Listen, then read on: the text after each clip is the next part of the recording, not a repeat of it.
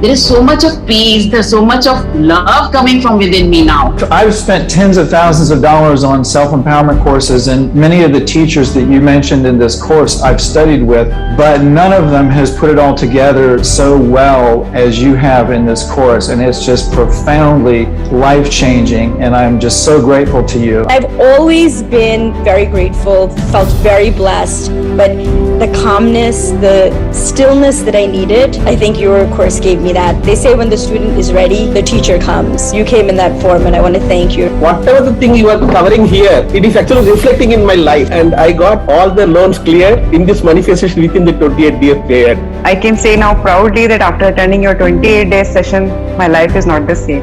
It has completely changed. It was so vivid, so scientific, so easy to understand for everybody.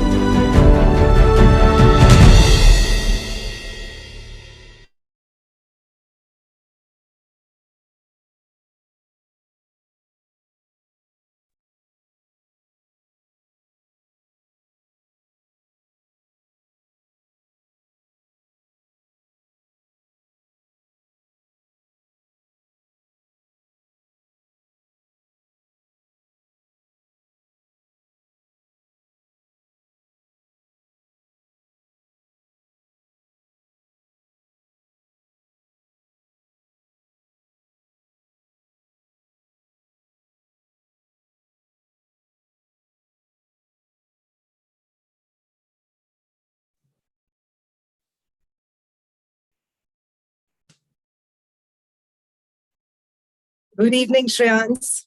Very, very good evening, Navki. You're looking good. Thank you, as are you. Beaming as always. Thank you. Good evening and a big warm welcome to all of you, all masters, co-travelers, and also now our biologically upgraded friends from yesterday's Breathwork ceremony. Today is a very beautiful session about the secret of longevity. And we all know how prized it is to live a long and healthy life, free from pain, free from disease, and being absolutely aware of your progress.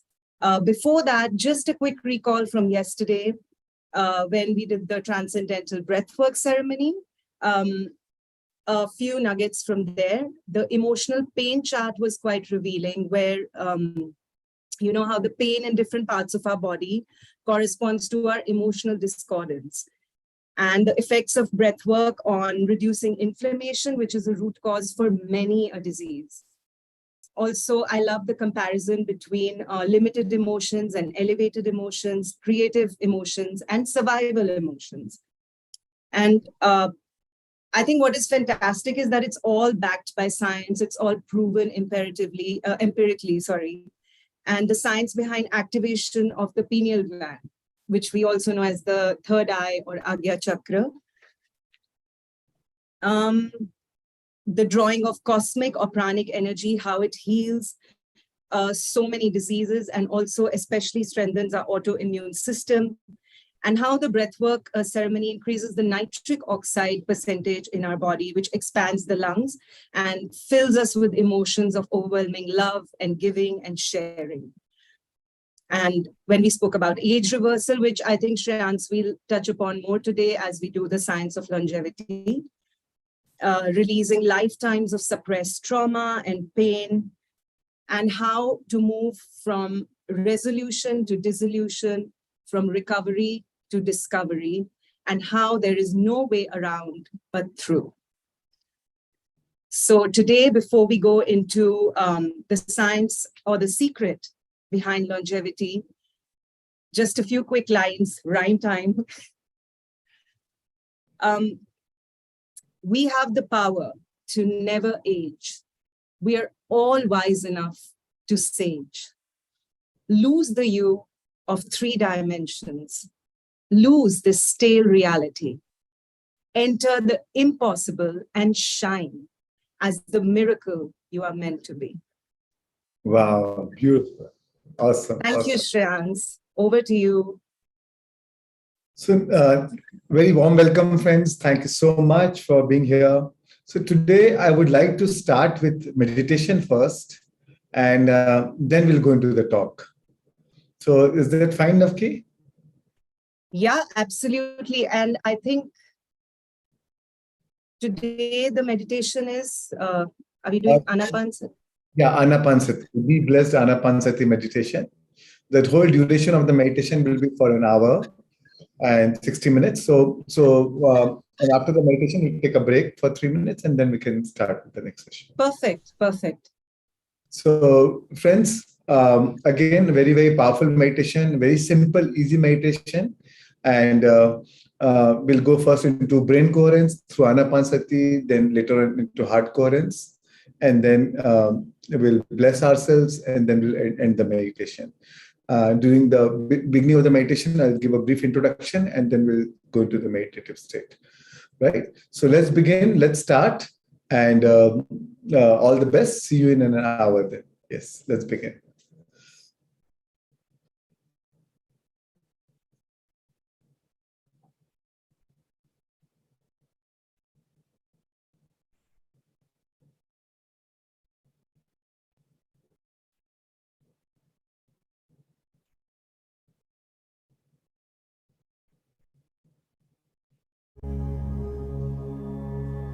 Take a comfortable position.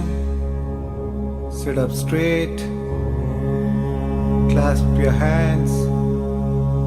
Cross your legs. Eyes closed. This form of meditation was originally taught by Gautam Buddha. Ana means in breath. Pana means out breath. And Sati means to be with. So Anapanasati means to be with your in-breath and out-breath. Buddha discovered that when you're with your in-breath and out-breath, you cannot be with your thoughts. So you can't be with your inhalation and exhalation and with your thoughts at the same time. As you bring your awareness on your nostrils, slowly, you drift away from your thoughts and you enter a state of no mind. When your mind becomes empty, you draw immense cosmic or pranic energy. This energy is the original source of energy. It is the original medicine which heals you at all levels: physical, mental, emotional, and spiritual. So this is a training for you to move beyond your conscious mind, go past your analytical mind, and move into your subconscious mind. This simple meditation technique is the most powerful and effective way to lose your identity, drop all resistance, raise your vibrations, and enter into a deep state of samadhi and experience pure bliss.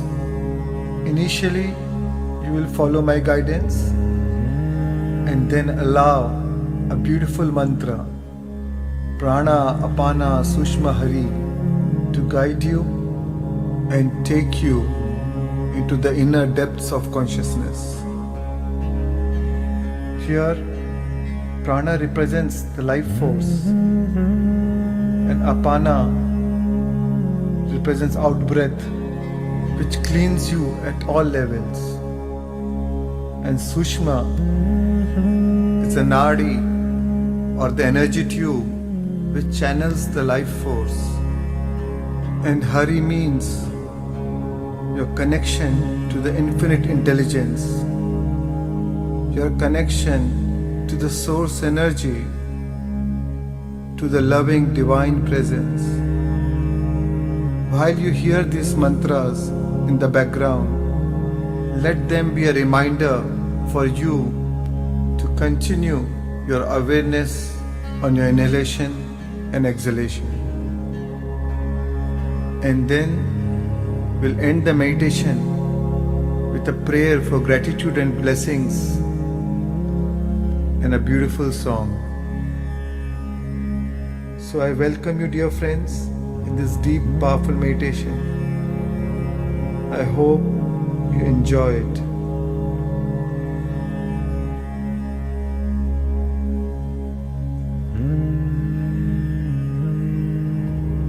And now I want to invite you to gently shift your awareness to your nostrils.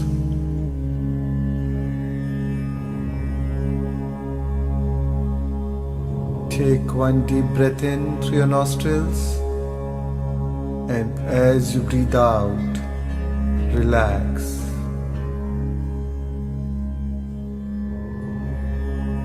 And one more slow, steady breath in, and as you exhale, let your whole body relax.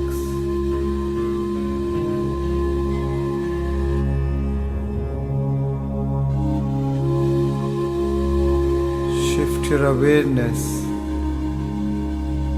from the world around you to the world inside you.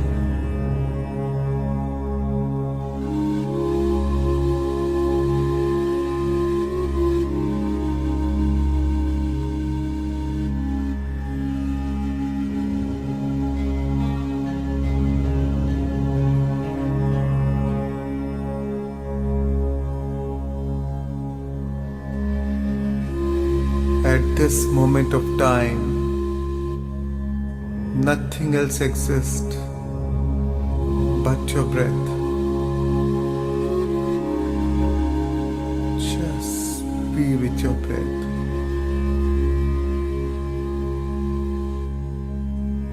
Normal, natural, simple, easy, relaxed breathing.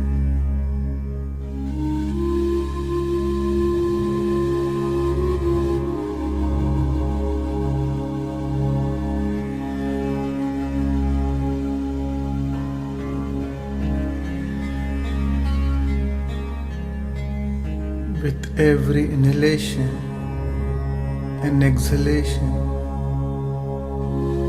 feel yourself becoming more and more relaxed.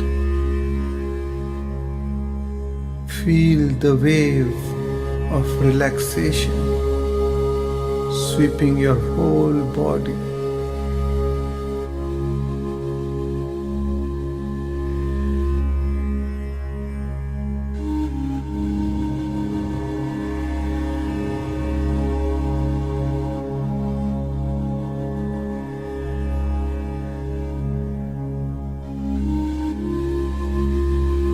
At this moment of time, completely drop your identity,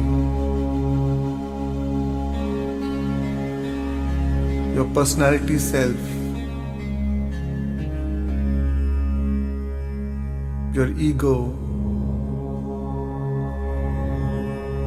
your analytical mind, which is an extension of your ego. Just drop it all.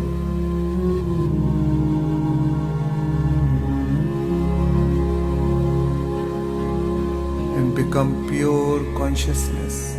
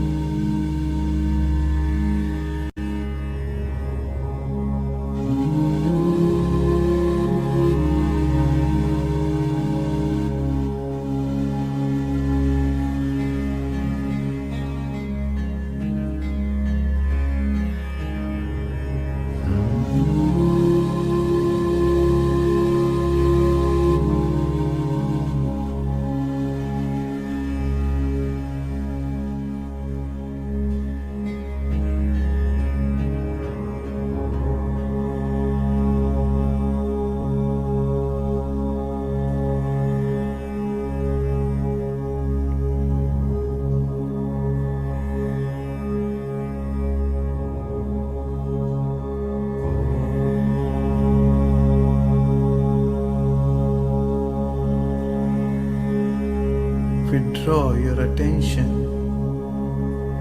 from all people, places, things, time and events, and just be with your in-breath and out-breath, and feel your whole body sinking into the generous present moment.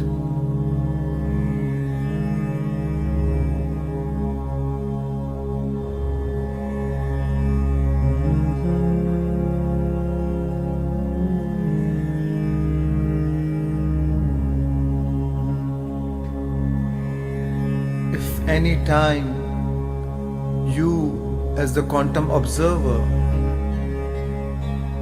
find your mind returning to the known,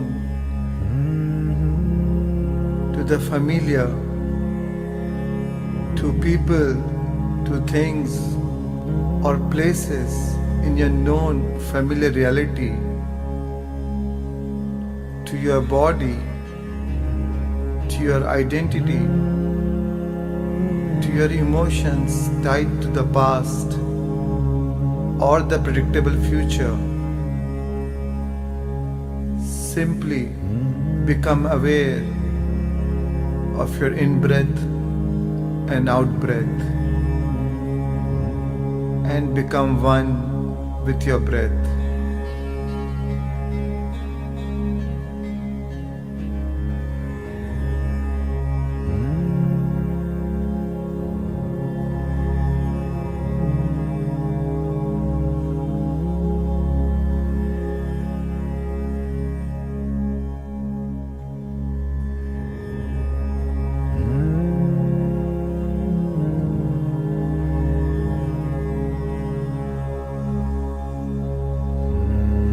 And as you observe each and every breath coming in and out of your nostrils, sense the temperature in your nostrils.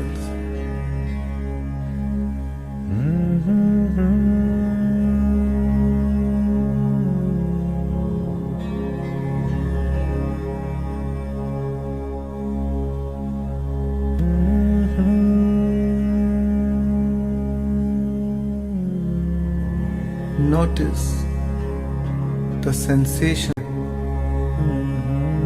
as it moves in and out of your nostrils.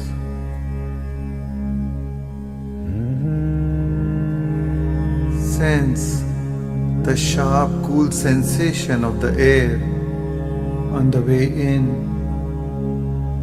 and the warm, soft sensation of the air on the way out. Notice it. Sense it.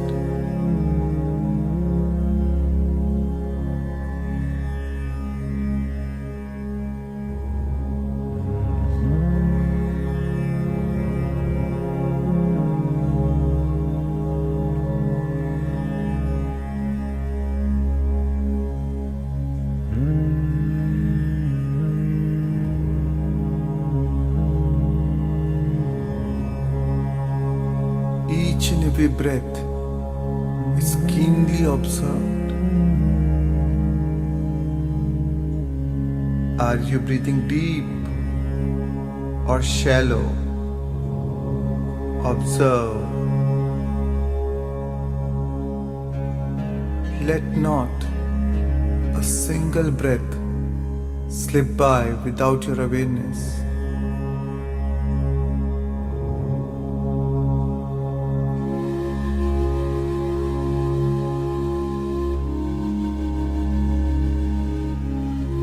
Any time your attention seems to wander away with your thoughts, come back to your breath. Bring your attention back to your nostrils and become one with your breath.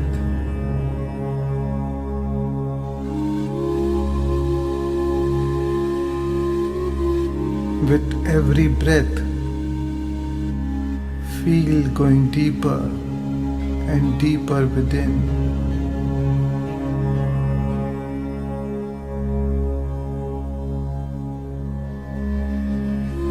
Go deeper. Drift deeper.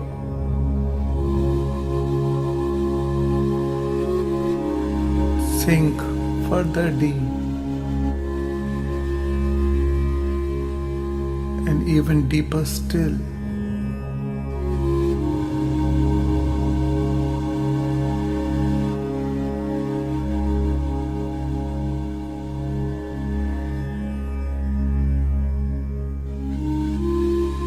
And now it's time to become nobody. No one, no thing, nowhere, and no time. Transcend beyond time and space.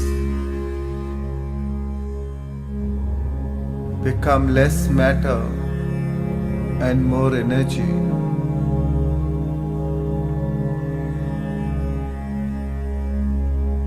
Move from particles to wave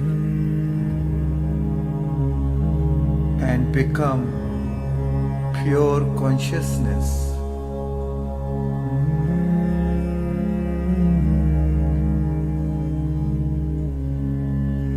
As you lose yourself in this elegant state of nothingness, pure emptiness, the gap between the thoughts is the state where you tune in to the quantum field of infinite possibilities. This void or the gap is the gateway to infinite potentials that exist in the quantum field, where you draw synchronicities and serendipities into your life. Become an awareness in the infinite field of potentials, and as a quantum observer, invest your energy into the unknown. And the longer you linger into the unknown, the more you draw a new life to you.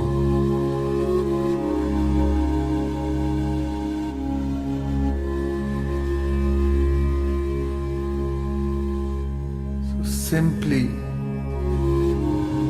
become aware that you're observing the unknown, and surrender your consciousness back into the void.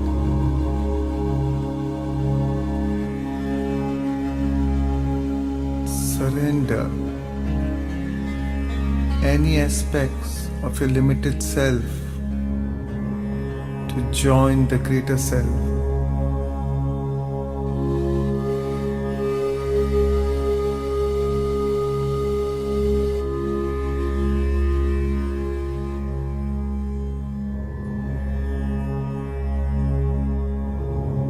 And become no one, nobody, no thing, nowhere, in no time, and unfold into the immaterial realm of quantum potentials.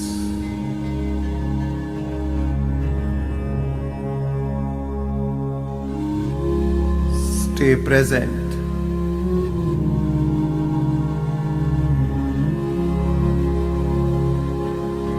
And lose yourself in nothing. become everything.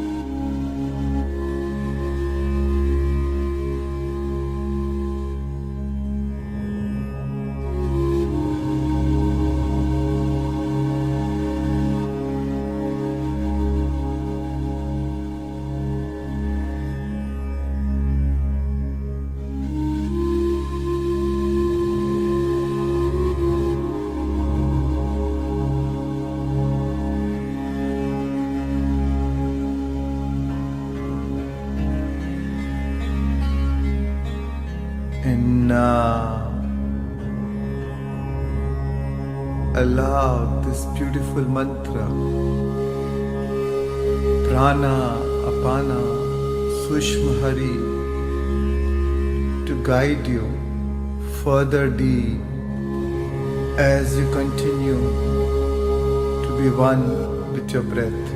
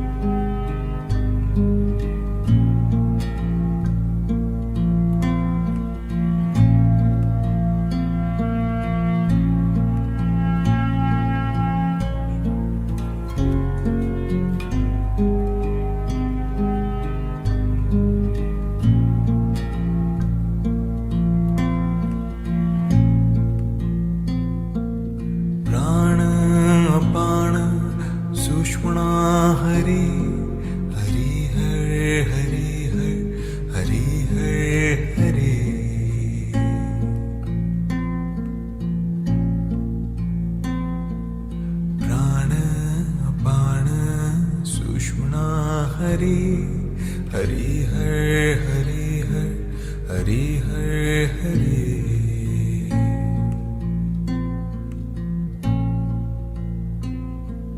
Prana Apana Sushmana Hari Hari Har Hari Har Hari Har Hari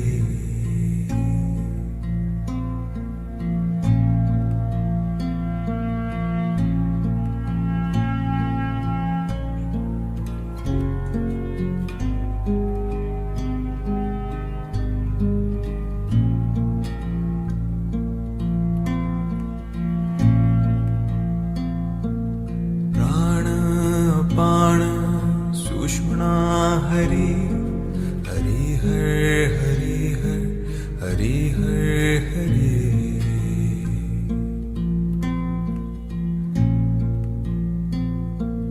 Prana Apana Sushmana Hari Hari Har Hari Har Hari Har Hari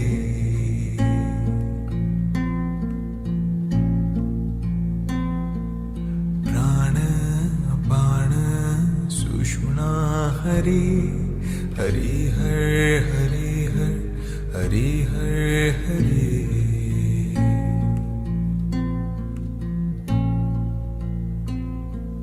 Prana Apana Sushmana Hari Hari Har Hari Har Hari Har Hari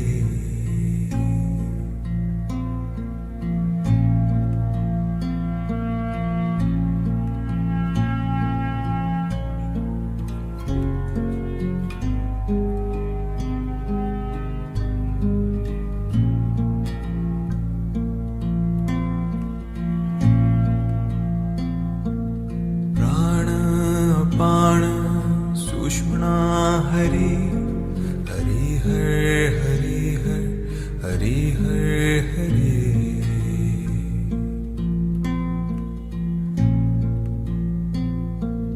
Prana Apana Sushmana Hari Hari Har Hari Har Hari Har Hari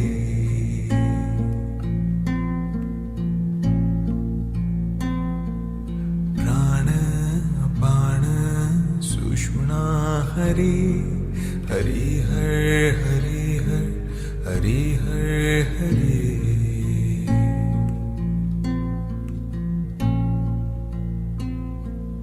Prana Apana Sushmana Hari Hari Har Hari Har Hari Har Hari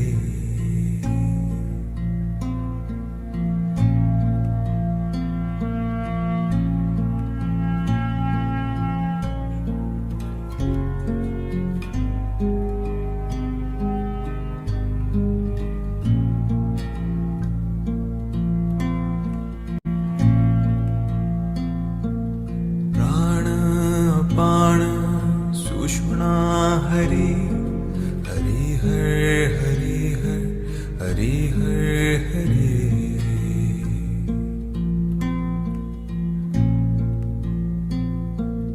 Prana Apana Sushmana Hari Hari Har Hari Har Hari Har Hari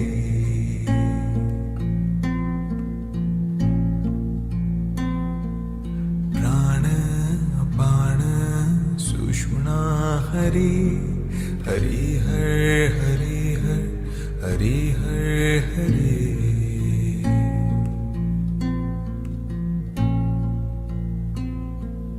Prana Apana Sushmana Hari Hari Har Hari Har Hari Har Hari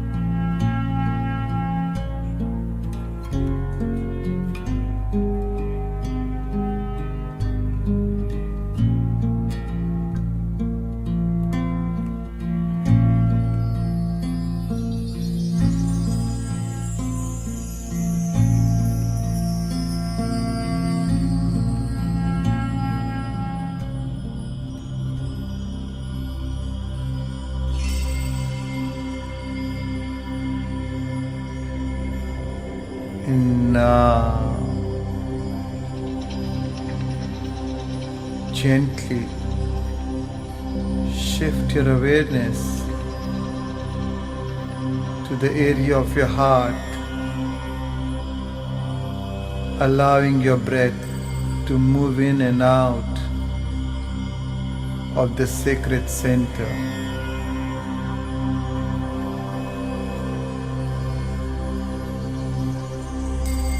Allow yourself to breathe in more deeply, more soundly, and more completely.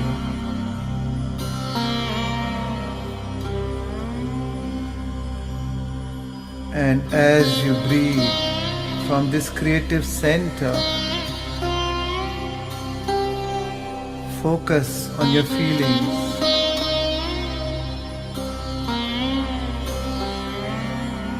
Notice it.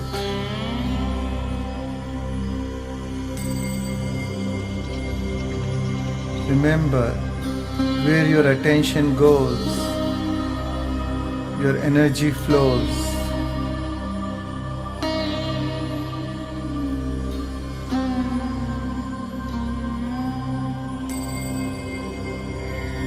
With every breath, you open your heart.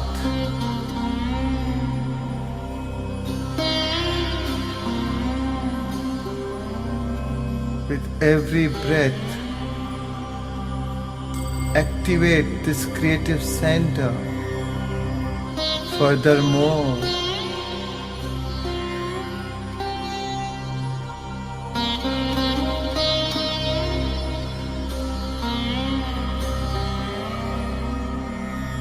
with every breath, you add more life into your heart. With your attention,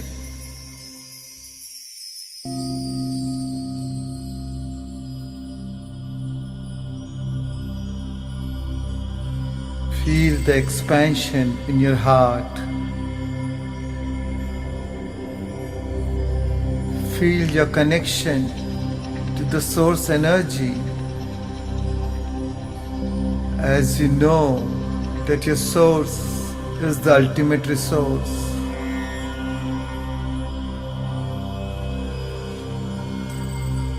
Breathe, feel,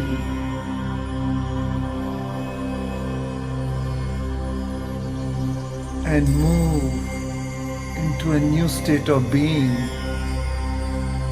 as you rest your attention within the center.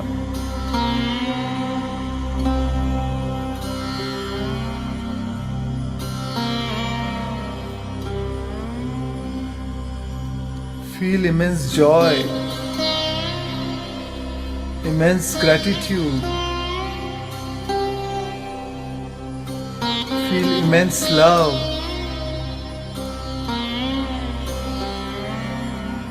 Be thankful for all the things that you are blessed with in your life. Feel the gratitude for your family, your friends, for your possessions. Feel the appreciation for your beautiful body, for your work. Feel the love and connection with plants, animals, with nature, with Mother Earth, which nourishes us.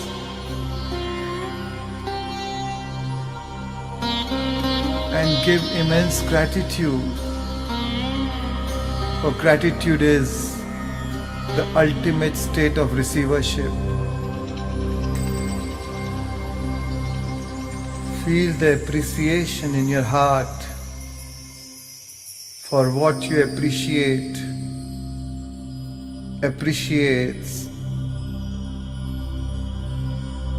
Feel immense care, compassion, unconditional love self-love, kindness, acceptance,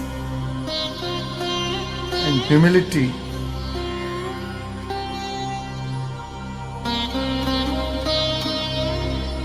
Feel it. Remember this feeling in your heart. Remember it by heart.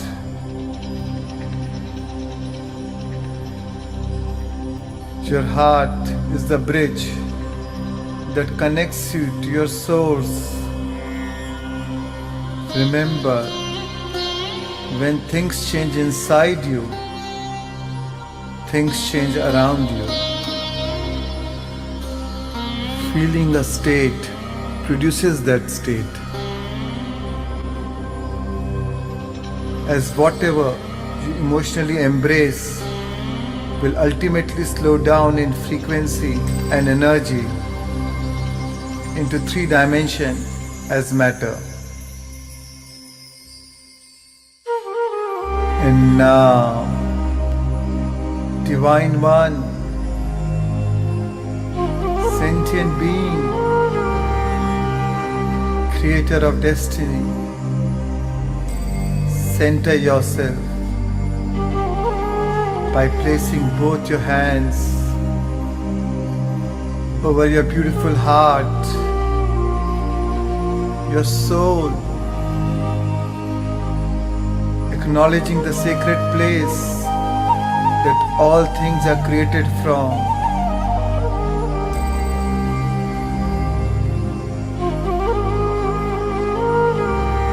Acknowledging the divine within you, that power within you.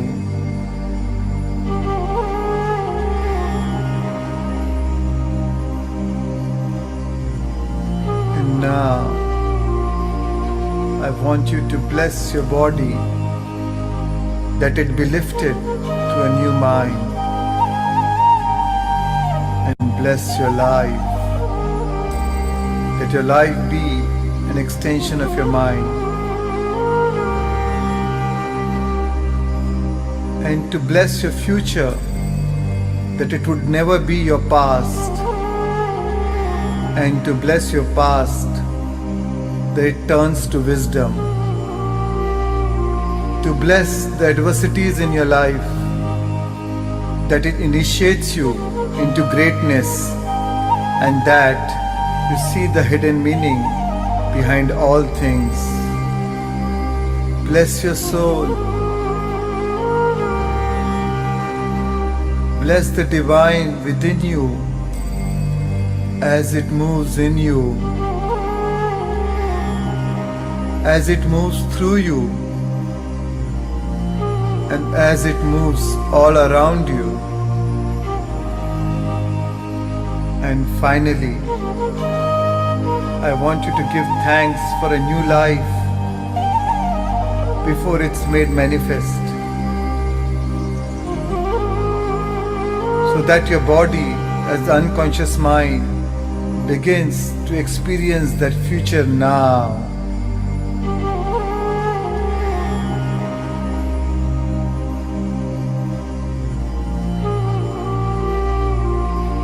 Remember this feeling in your heart. Memorize this feeling. Anchor this feeling. Treasure this feeling.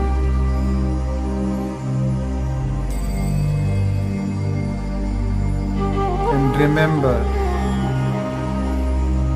by heart. Breathe, feel, smile,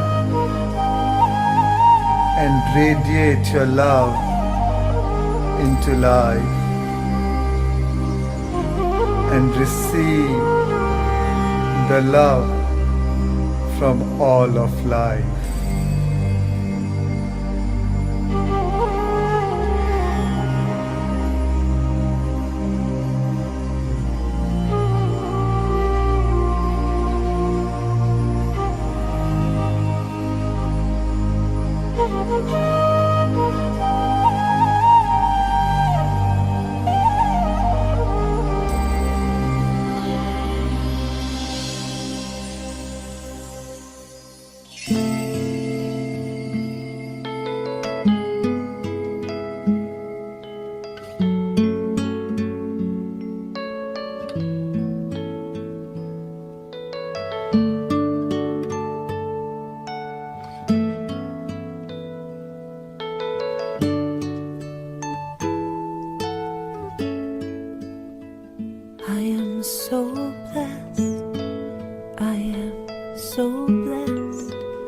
I am so grateful for all that I have. I am so blessed. I am so blessed. I am so grateful. I am so blessed. I am so blessed. I am so blessed. I am so grateful for all that I have. I am so blessed. I am so blessed. I am so grateful. I am so blessed. I am so blessed. I am so blessed. I am so grateful for all that I have. I am so blessed. I am so blessed. I am so grateful. I am so blessed. I am so blessed. I am so blessed. I am so grateful for all that I have. I am so blessed. I am so blessed. I am so grateful. I am so blessed. I am so blessed. I am so blessed. I am so grateful for all that I have. I am so blessed. I am so blessed.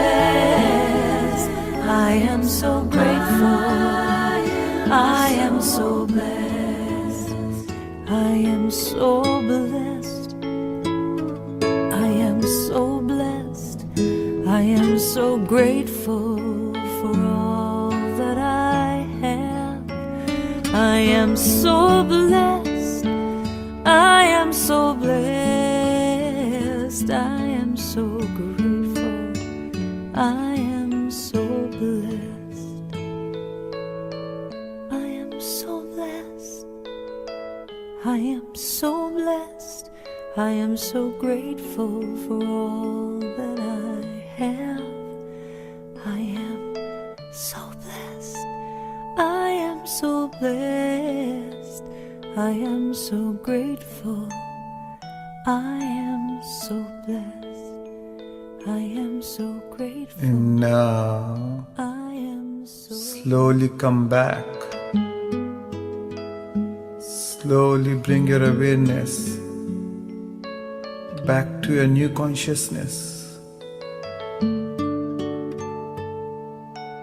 to your new body, in a whole new world, in a new environment, in a whole new time.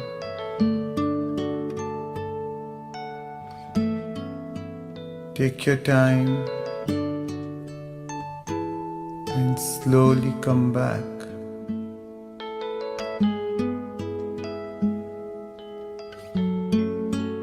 And whenever you're ready,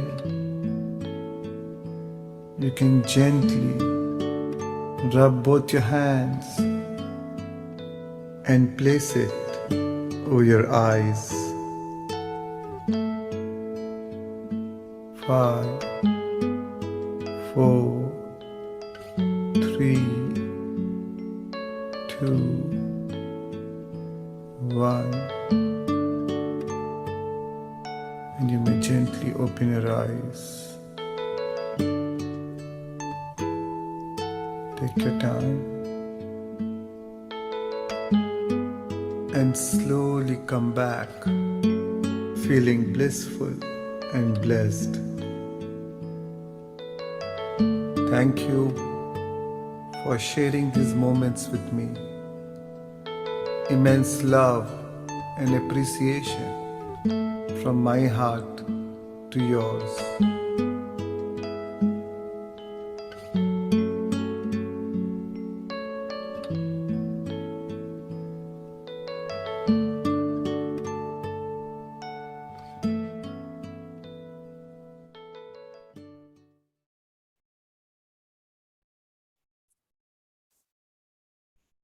Thank you, thank you, thank you.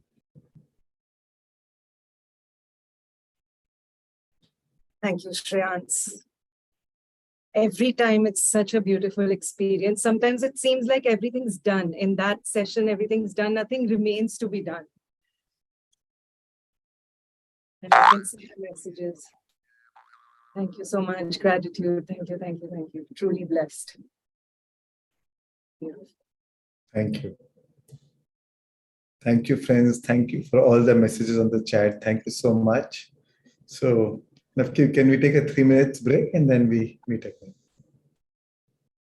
Yes. Friends, we'll take a 3 minutes break and then move into the talk, The Science of Longevity. So please refresh yourselves and let's meet for the session in about 3 minutes. See you.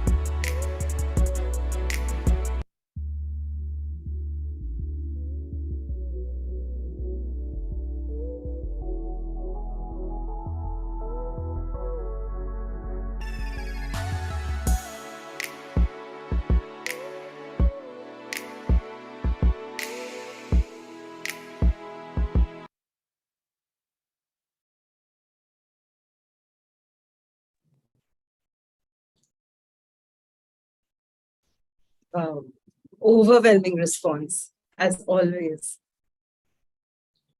Thank you. And thank you so much. Shreans, please take over. And all right, friends. So today's topic is a very interesting topic, longevity. So we all want to live longer. We all want to have a happy life, joyful life, blessed life. And so today I'm going to share with you, I'm going to start with some video, and very interesting video where we learn what is the secret. This video is by Greg Braden. Greg Braden is a spiritual scientist. He's a researcher, one of the topmost spiritual scientists on this planet today, and he's written many books, author of many books. And in fact, I did one of his workshop last year in US. So I'm going to share with you a video which is, so what he did is he met few people who have lived more than 100 years, or he did research on people who have lived more than 100 years, and he documented the research. So some part of this research I'm going to share with you, and what is one common thing, and where they attribute their reason for their long life. Whatever these people are doing, or how they're conducting their life, what is the secret? What is that secret which is the reason behind their longevity? So it is shared in this video. So let's start this video. It's I think around 8 minutes, and then we'll come back. My name is Greg Braden. I'd like to welcome you to this very special presentation of Missing Links, the deep truth of our origin, history, destiny, and fate. So it was in Tibet, and it was in the 2000s, in this case in 2008, where I had the opportunity to go to one of the most remote monasteries. It took 6 days out of Lhasa just to get to the monastery. And once we were there, the only way to get to the monastery was through the local mode of transportation, a yak, which is an amazing way to travel if you've never traveled by yak, up the mountain trail to the monastery. And it was in this place where I first encountered some of the nuns who I sensed were of advanced age, but I didn't know for sure. Because on the one hand, they looked like they might be, but on the other hand, they didn't look like elderly people that I had encountered in the West. Their skin was taut, it wasn't baggy and saggy, their eyes were bright and clear. They had teeth, they had hair, sometimes they shave their hair, especially the women, shave their hair for convenience, for hygiene, but it's still growing. And so it was in this particular monastery where I asked one particular woman, "How old are you?" And I asked because the Mother Superior was able to provide the papers. Now, this is one of those places in this program I cannot show you her face for security and to honor and respect her privacy and her safety. Okay, but I'm going to tell you about her, and then we are going to look at a couple of other examples where I can show you their faces, and you're going to see the same thing. But it was in this particular woman, it was the first time, this is my tip-off, my clue, that longevity is possible in ways that we simply don't embrace in the West. We discount it, we call it a hoax or we call it a fake. But it's like those out-of-place artifacts. So many examples of advanced age are cropping up in so many places of the world. The anomalies are now beginning to tell a story, and the story is very different from the story that you and I probably have been led to believe in the past. The Tibetan nun that I'm talking about right now, when we saw her papers, what we saw is the confirmed date of her birth was 1885, all right? And the year that I was with her was the year 2005. We went back again in 2008. My first contact with her was in 2005. 1885 to 2005, that means I was looking into the eyes of a woman who's 120 years old. She did not look like 120 years old. She lived in a single room. She walked to the river every morning, down a hillside to bring up the water. She grew a lot of her own food in the vessels and the vases that were available to her. Basil, tomatoes, herbs that she would eat every day in a very, very minimal diet. She was good, healthy, strong, and vital. And that told me that something is happening with her that maybe is happening with other people. Well, interestingly, I asked her what was her secret. And she looked at me through the translator and she said one word: compassion. She said, that's what we learn in these monasteries. That is the essence of our Buddhist teachings. It's all about compassion. We'll see in a moment why compassion would have an effect of longevity. Before we do that, I want to show you a couple of other cases because I want you to see this isn't an anomaly. It wasn't long after I met this Tibetan woman that the national media ran a story about a woman in the Palestinian territories. And you're seeing her face on the screen right now because she made national news. This was on the Associated Press. This woman, when you look at her, ask yourself how old you think she is, because here's her story. She went shopping one day. She hadn't been out for a while. She had to go through a military checkpoint that she didn't have to go through before, didn't exist before. They looked at her papers. They said, your papers are expired. You have to go to the authorities and get some new papers. And that's when she made headlines, because when they checked back through her records, they found that her date of birth was 1888. And the woman you're looking at, in the year 2008, she is 120 years old. Now, I'm not saying that she looks like she's in her 20s, but I think she looks really good for 120 years old. Her eyes are bright, her skin color is good, her teeth are good, she still has her hair. And I want to know, what is her secret? And she said the secret for her was the love that she had for her family, her children, her grandchildren, her great-grandchildren, her great-great-grandchildren. She said, they need me every day. What would they do without me? She said, I fix their meals, I help them with their schoolwork, I help them everything they're doing in their lives. I work in the garden so that I can prepare the food for them. She feels needed, and she loves her family, and she feels loved. That is a heart-based experience. All right? So that's two. And these are women, and I wanted to find an example that was of a male. And it was only through the research I was able to find what I'm about to share with you. And I'm sharing it with you. And I believe this is factual because it was documented by the military, and it was also documented in an article in Time magazine early in the 20th century. The man that you're looking at right now has a very interesting history. His name is Li Qingyuan. The image that you're seeing is a photograph that was taken of him in 1927 by the Chinese military. He was at the residence having a meal with an army general at the time. He was born in Sichuan, China. He spent the early part of his life as an herbalist. He was a high-altitude herbalist, and he was also a martial artist. So he lived in high elevation, thin air, a minimal diet of very specific kinds of herbs, and he learned about the energy of the human body through martial arts. He enlisted in the Chinese military at a relatively late age. He was 72 years old when he enlisted as a cartographer, and he is documented as enlisting in the Chinese military in the year 1749. Now, the Chinese keep meticulous records, and that's why I trust these records.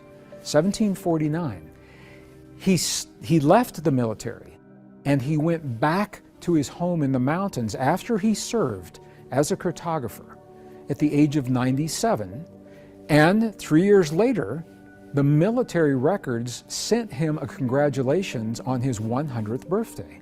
That was the year 1777. They sent him another congratulations on his 150th birthday, and the records show this very clearly, in the year 1827. And this is where it gets really, really interesting. They sent him another congratulations for his 200th birthday in the year 1877. He died May 6th, 1933. His birth date, now the two different dates, he said that his birth date was later. He said he was only born in 1736. The military records, however, show that he was born in 1677.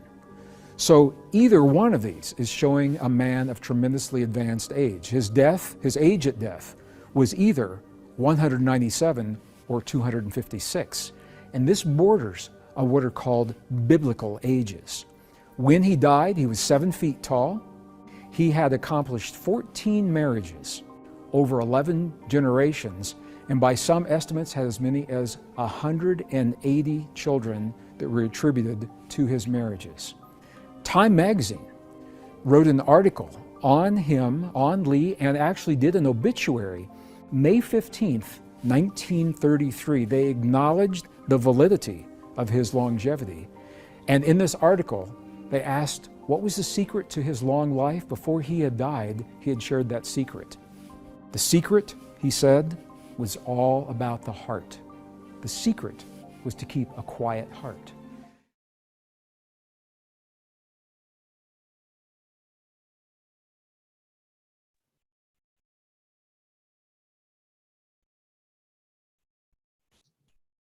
Friends, so we learned the secret. So the secret was many marriages, 180 children. So I was just joking. So the secret is all about heart, right? All living from the heart. And I'm going to share one more small video. And the reason why we are seeing this is not actually about living longer. It's not just about living longer. It's about the quality of our life. When we are in a state of love, care, compassion, it's what matters is the quality of the life of you, of how you are able to give to the people around you, and that really matters. Even if you vacate your body early, that's different. But the byproduct is you get to live longer. So I'll share one more video. This is an interview of Oprah Winfrey with Thich Nhat Hanh. He's a very big, very amazing Vietnamese master who was actually given a Nobel Peace Prize by Abraham Lincoln, and he was instrumental in during the Vietnamese War and ending that war, bringing peace to that conflict. So I've taken a small snippet of his interview just for 1 minute, where just let's watch this. Yeah. Well, thank you for the honor of talking to me today. Thank you for that. Already, just being in your presence for a short time, I feel less stressed than I did when I started out the day.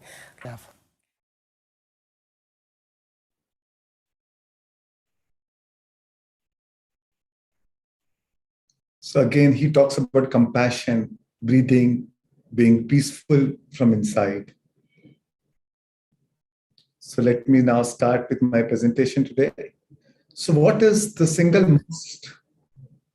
Yeah, you're saying something? No. Please go ahead. So what is the single most powerful epigenetic supplement? Yeah, see the slide. So can you guess? I don't mind if you can. What is the single most powerful epigenetic supplement for your long life?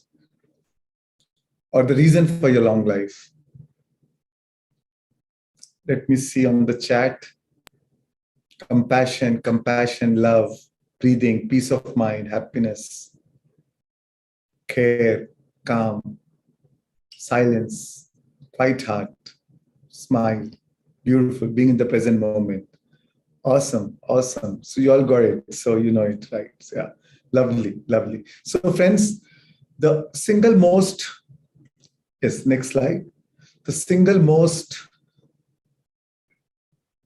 component or the epigenetic supplement for our long life is our heart and brain coherence. When a heart and a brain are in coherence with each other, when are in tuned with each other, when the communication is very clear, and that is where it is one of the biggest reason for a longer life and a better quality of life, not just quantity but also quality. What is more important is quality, and which the quantity is the byproduct of quality. So I'm going to share with you today more about what is heart coherence. Brain coherence, we all know about it. It's about like how we did today Anapanasati meditation. And when you do Anapanasati, that is the best technique for putting into your brain into coherent state. The best way to put it is put your brain into coherence is by silencing your mind. And the best way to silence your mind is observing your breath, right? That's what Buddha discovered. When you're in your breath, your mind becomes empty. And when your mind becomes empty, what happens is you lose your identity. You lose your personality self. And when you lose your identity, your personality self, your ego, you drop all the resistance. Most of the resistance is because you are living from your ego, from your identity. Then you're obsessed with the current situation, the current problems of life, the current issues going on, the whatever life you're facing with, and when your mind becomes empty, when you become nobody, no one, nowhere, no place, no thing, when you become nobody, no one, nowhere, no place, no thing, then that is the time when you drop complete resistance. That is the time when you become nobody, that is the time you tune in to the mind of God. So making your mind empty is like homecoming. Because then when you lose your identity, you lose your limited self, and you become tuned in to your expanded consciousness. Right? When you lose your limited self, you are the expanded consciousness, which is our original self.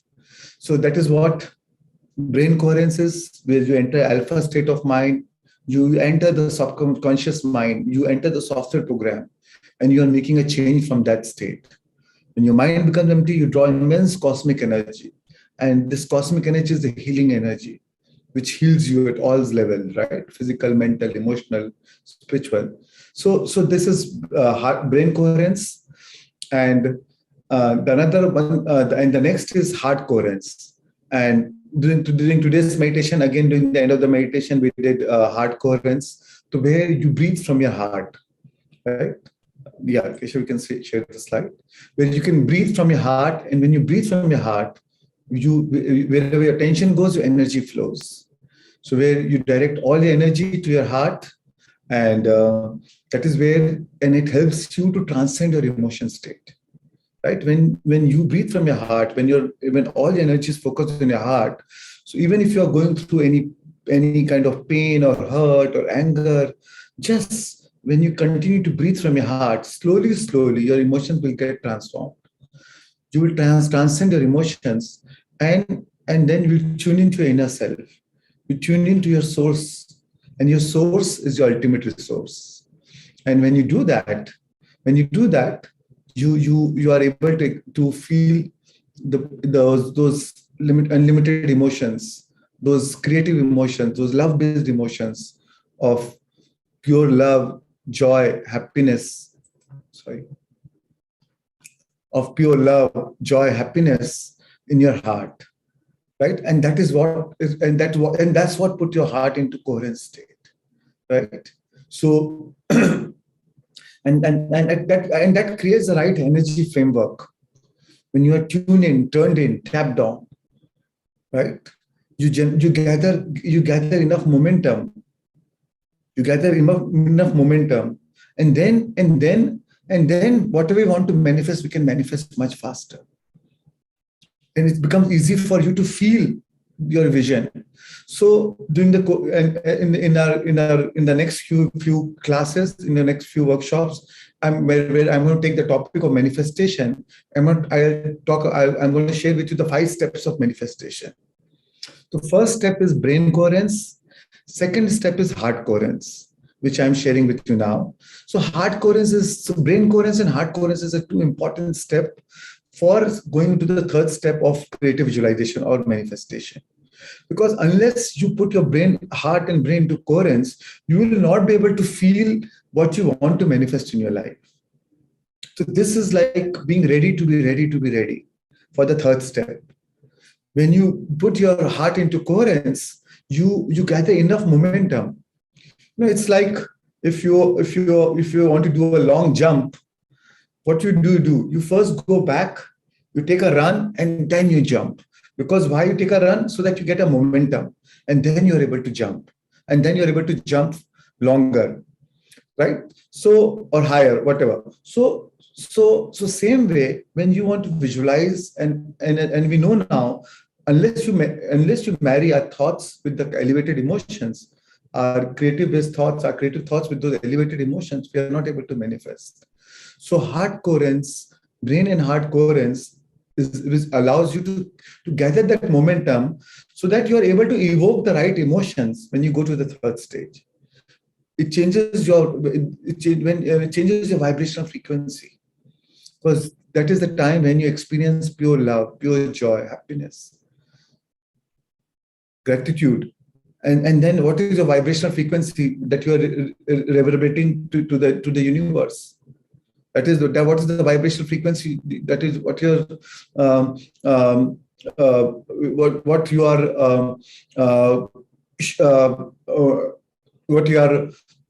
propelling outside of you. What is the vibration that you're amplifying from your heart is of pure love, pure joy, pure happiness, all positive energies, right? All positive emotions. And the beauty is when things change inside you, things change around you. What you feel about is what you bring about in your life. Feeling a state produces that state. So even if you don't visualize, whatever is your emotional state, you draw situations corresponding to your life. That's why manifestation is not about what you want. Manifestation is about what you are. So the first is to change the right emotional state. And during this state, when we do heart coherence, first thing we do is express gratitude. Gratitude is one powerful tool. So there are four pillars of manifestation. Before we start visualizing what we want, there are four pillars of manifestation, which is what you need to be. That is your state before you go into the visualization state. The first important thing is being in a state of gratitude. What happens is when you are in a state of gratitude, our brain releases these chemicals called dopamine and serotonin. These are the two crucial neurotransmitters who are responsible for feeling good. Dopamine is called the pleasure chemical, and serotonin changes our mood. Is also have a little where you feel happier for some deeper things, Like if I'm sharing this workshop, I feel so happy myself. So that because I release the chemical called serotonin. If I get a good food or all of a sudden I feel a rush of dopamine.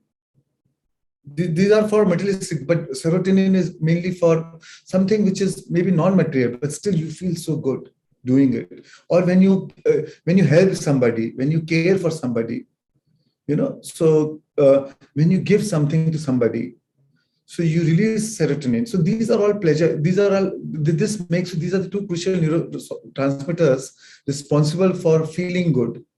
And when your heart is in coherence, when you express gratitude, you release these two chemicals.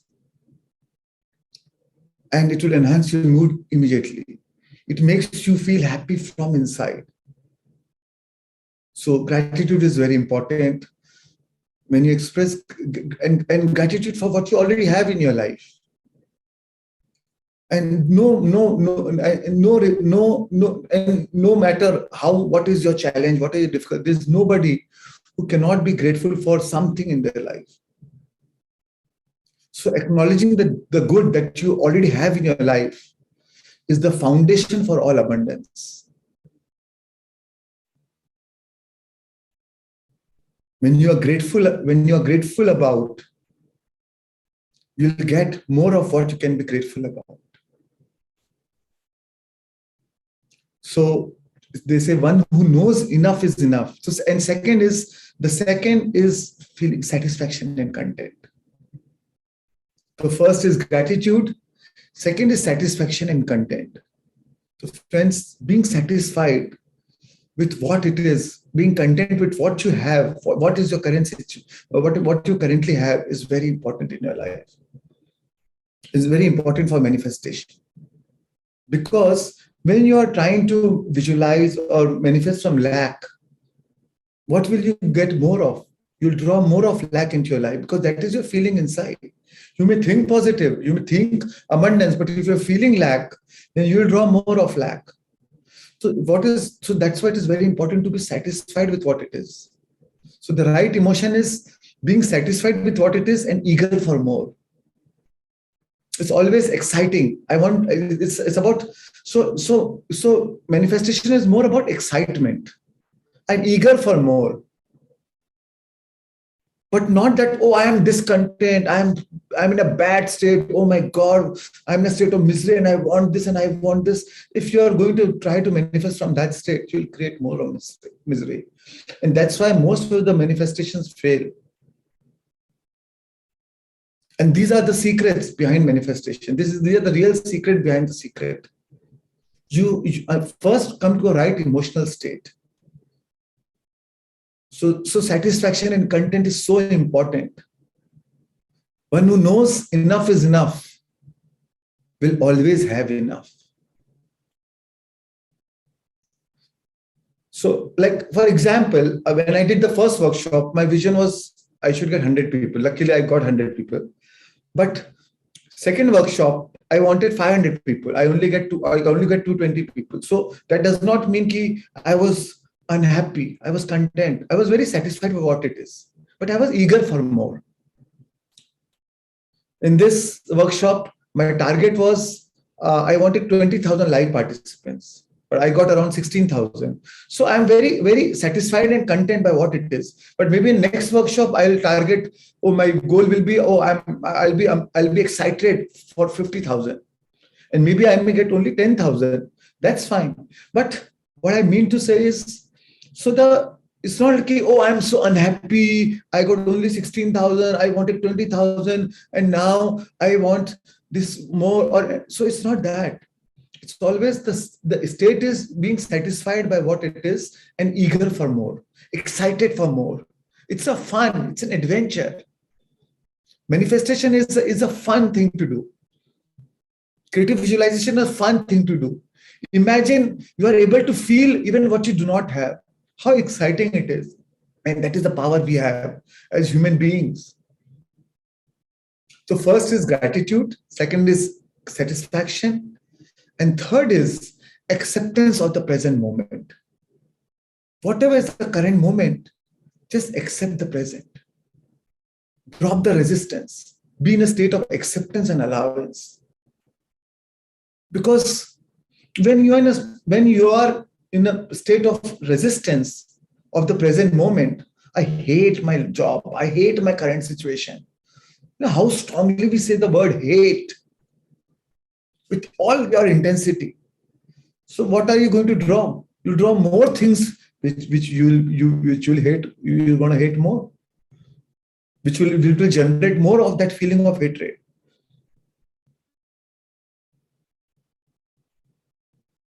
I'm excited.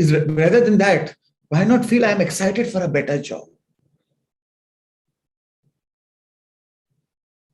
Because the present, whatever is the present, is your creation, right? You created that reality. We created that reality through our thoughts and emotions, through our karmic patterns. We created it.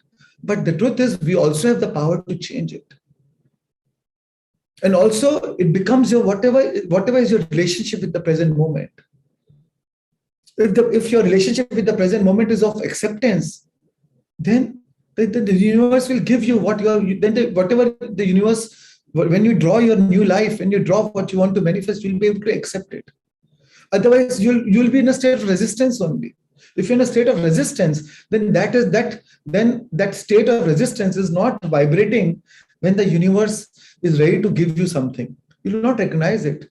Your vibration is so different from what you want in your life, and you will repel it. The universe will go back.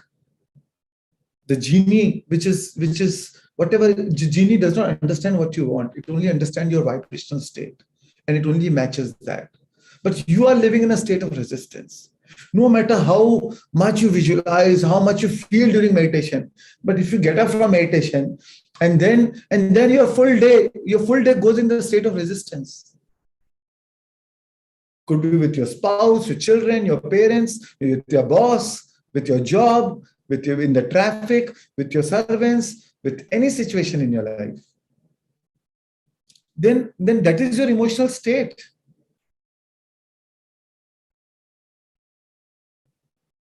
When the universe wants to give it, it finds, oh, this person's emotional state is not matching what I want to give. So let me go back. So, so it is very important to be acceptance of the present moment. So gratitude, satisfaction, acceptance of present moment, and third is appreciation.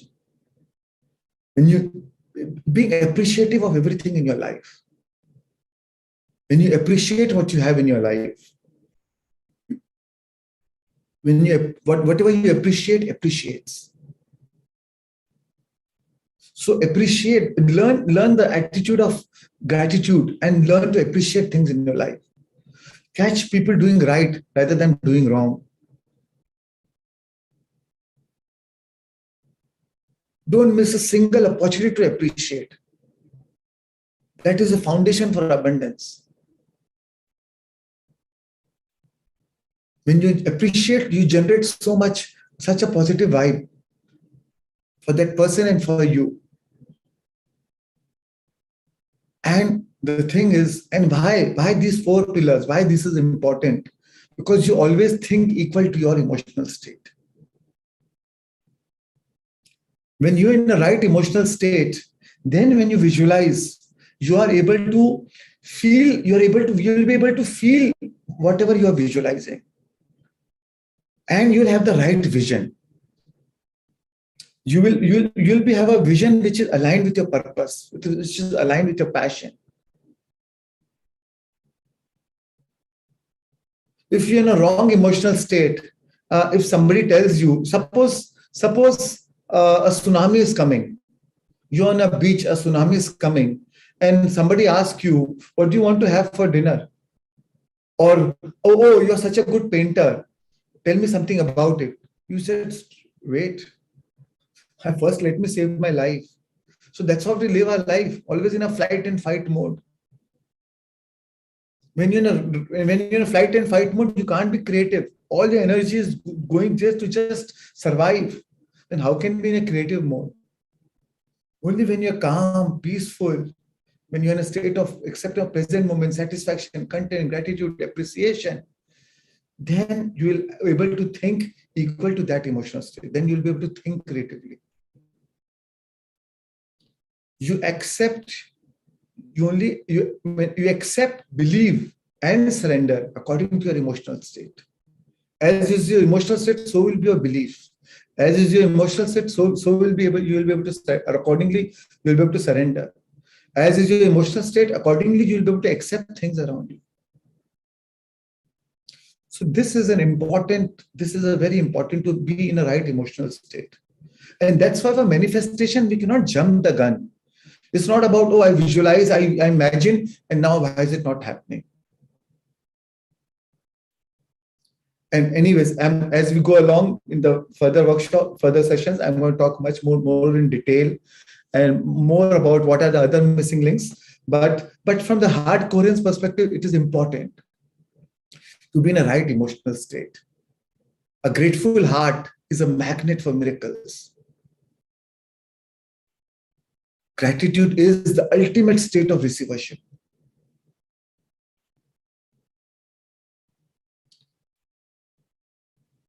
This next slide.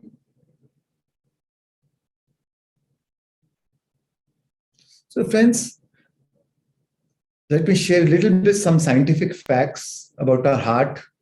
So in 1991, there was a discovery. There was a discovery made that our heart has its own brain. Our heart has its own brain. Our hearts, they discovered that our heart's nervous system, so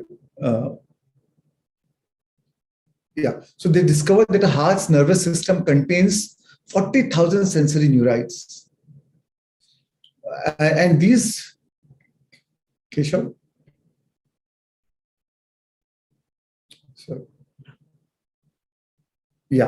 So our heart's nervous system contains 40,000 sensory neurites. And these sensory neurites are these 40,000 neurosensors are like brain cells, are like brain cells, but they are not brain cells. So they are like independent little brains in the heart. So, and that was a big revelation for the scientific community, because they always thought that is the brain is the end, is the beginning and the end of all. But the heart has its own brain. And isn't it true that in the embryo, when a child is being born, when the child is in the stomach, in the embryo, the heart is the first to grow, even before the brain. So that means that itself is a proof that the heart is independent. It has a brain independent of a cranial brain.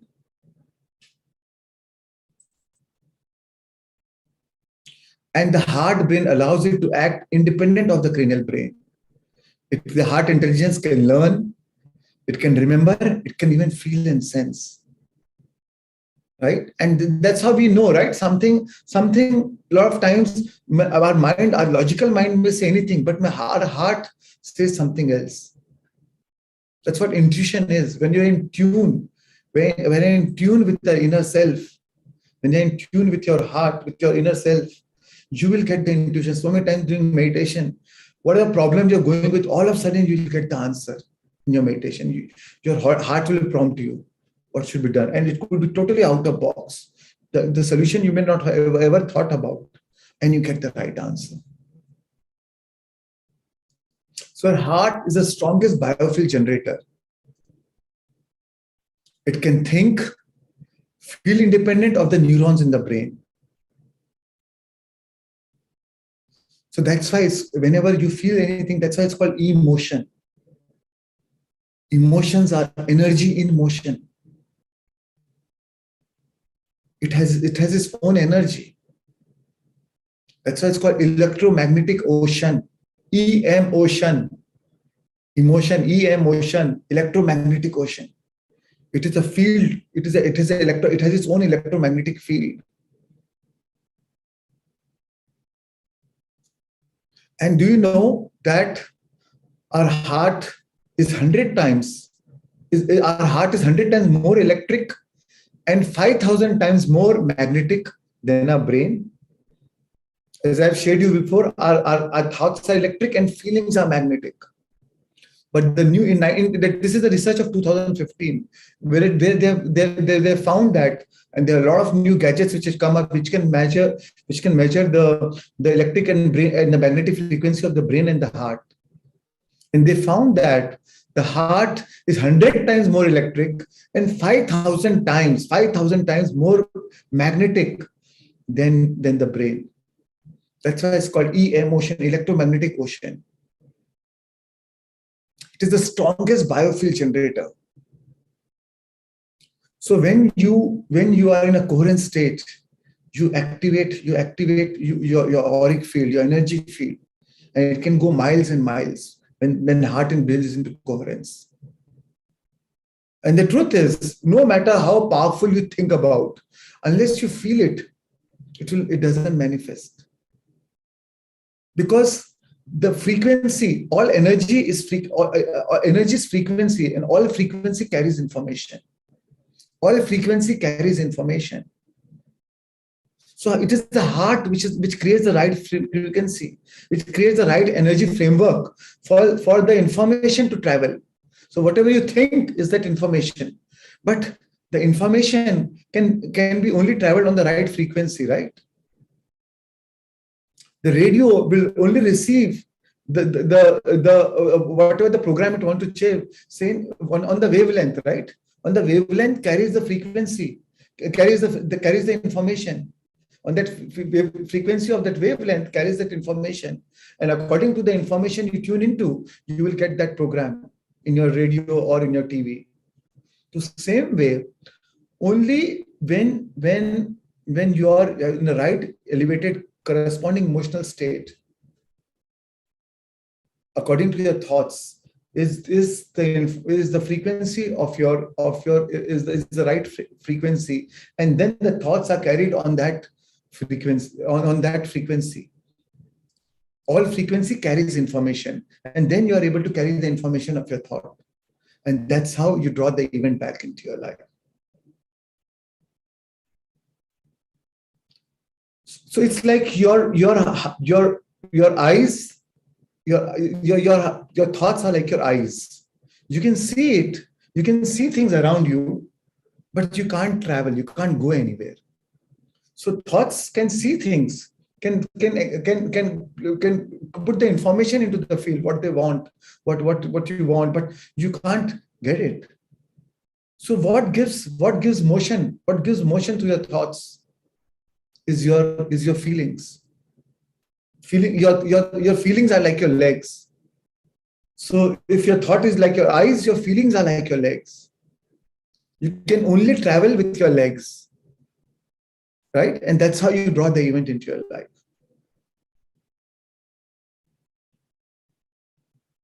Next slide. So our brain is a polarity organ, right? A logical brain, our cranial brain is a polarity organ. We are very logical. We always think about anything, you analyze it. The moment you see anything, you analyze it, and you always analyze it from the lens of your past, from the lens of your past experiences, from the emotional lens of your past. So immediately anything happens, we are so fast to judge it, right? Good, bad, right, wrong, success, failure, worthy, not worthy. So our brain is a critic. Our brain is a critic. Our brain is an editor. It believes in separation. You are you, I am me. Everything is separate from each other. This is my car. This is not your car. Everything, our brain believes in separation. It's a polarity organ. Our brain is an anticipation machine. It always likes to anticipate things, predict things. It is all about predictable. If I don't predict, I don't want to go there. What is predictable? Everything I want to predict. So this is our brain. But the heart, next slide. But the heart intelligence is very different. Heart intelligence lives in non-polarity. It's a non-polarity organ. Like a brain is a polarity organ, heart is a non-polarity organ. It thinks very objectively. So heart intelligence is different. So that's why I say listen to your heart. So whatever the heart will answer you in brief, direct and concise. There's no logic here. It will just give you, it will just prompt you. The answer is always objective, right? Because when our brain thinks, it is very subjective. As per our emotions, as per our experiences, we think very subjectively. 10 people will think same situation. 10 people will think as per their subjectively, as per their analytical mind, as per their emotions, as per their experiences of life. But heart is very objective.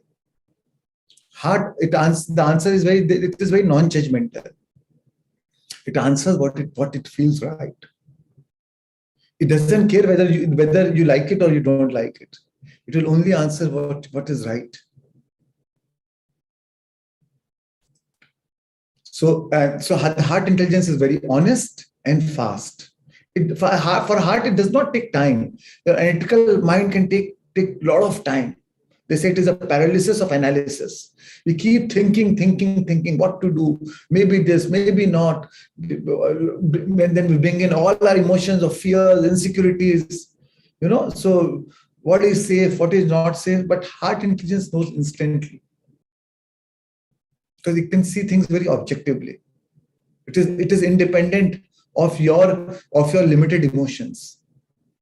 It is coming from your inner core, from your inner being.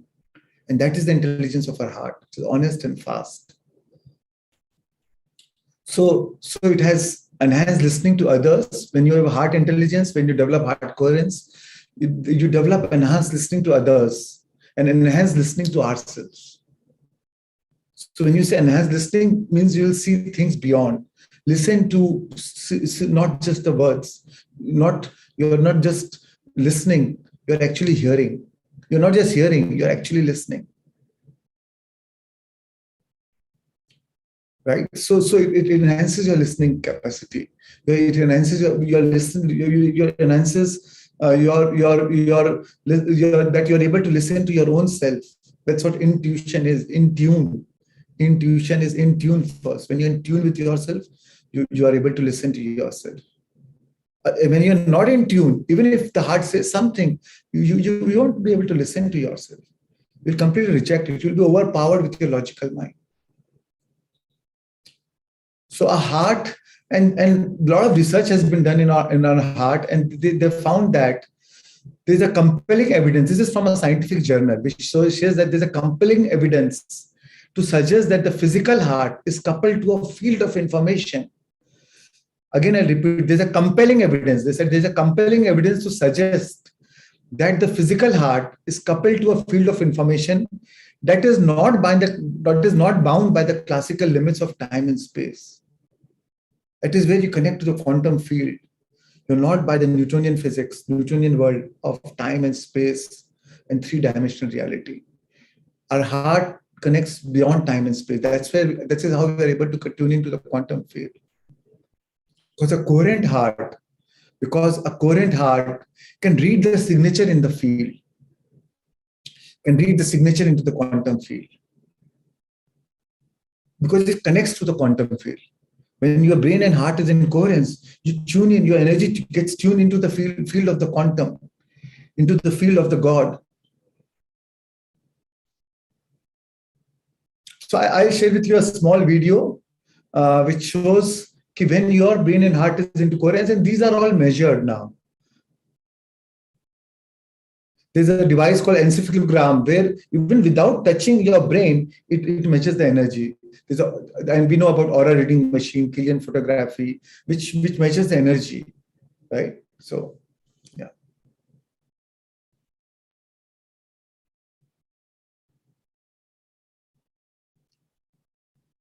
There's no sound, Keshav?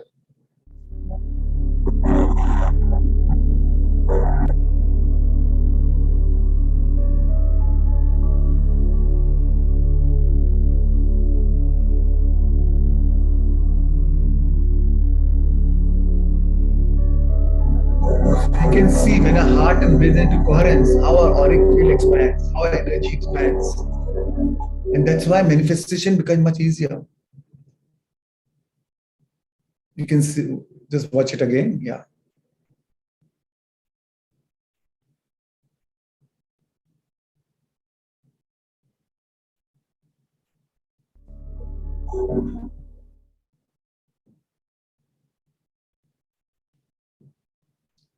Right. And also another thing which the research has found is the heart, when the brain and heart is in coherence, we also form something called torus field around us.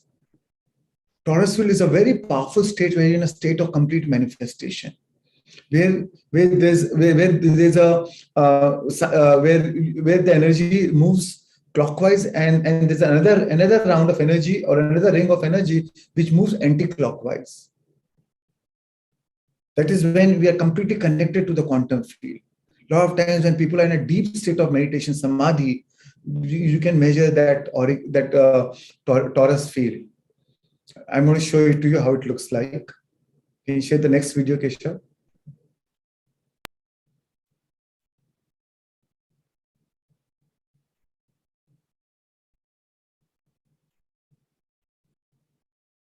So you can see two fields. One is the inside field and one is the outside field. So the outside field reverses and it starts coming in. That is where you tune into the quantum field. And now you are drawing the energy from the quantum field, cosmic energy. So you are vibrating, and at the same time you're releasing, you're vibrating energy, and at the same time you're drawing energy. You become a complete conduit to the field. And there are many other benefits of heart-brain coherence. Let me share with you a few of the benefits. So when your heart and brain is in coherence, you release a chemical called oxytocin. Oxytocin is a love chemical. It's a hug drug. When you hug somebody, you feel so good, right? Because when both the person release a chemical called oxytocin, that's why it's called a hug drug. That's why hugging is so good, feels so good. When you hug your child, you feel so good. When you don't hug, you feel incomplete. You want to hug that person. When you meet your best friend, first thing you want to do is hug each other, and it feels so good. Because the moment you hug, you release this love chemical oxytocin. So when the heart and brain is coherence, you release oxytocin. That's what and other benefits is it leads you to extraordinary states of deep intuition, already spoken about. It is a conduit to your subconscious.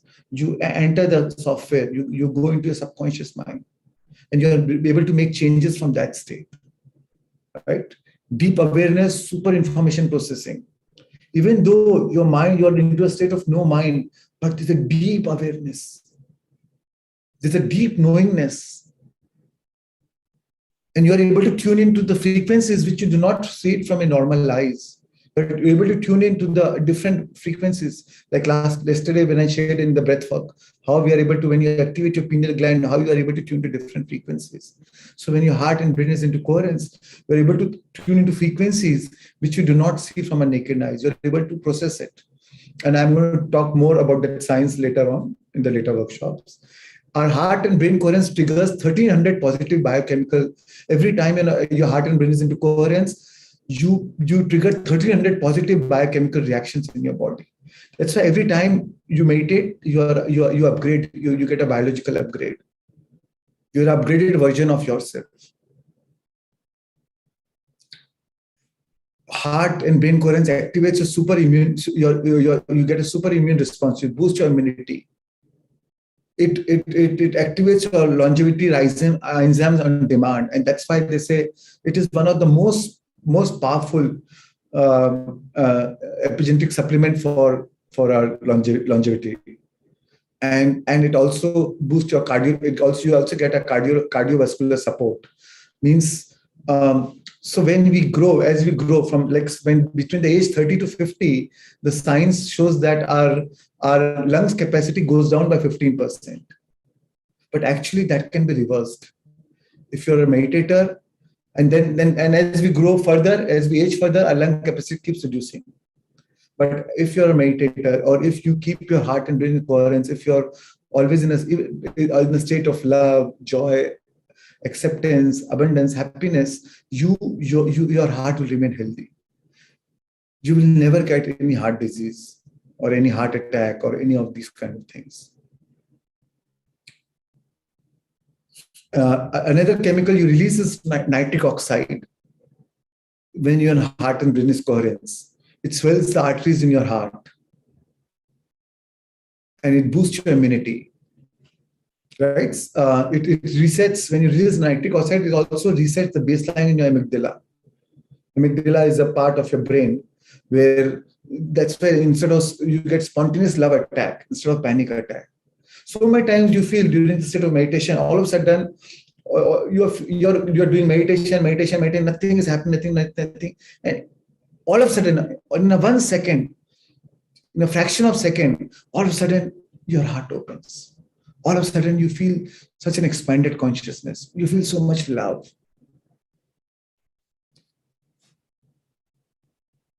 So that is when you release oxytocin and nitric oxide. And what it does is it sends the energy to the brain and suppresses the survival centers. The way we are living our life in survival mode, it suppresses those centers. Now the same level of stress or situation or any challenging situation no more gives you that stress because the survival centers are already suppressed now.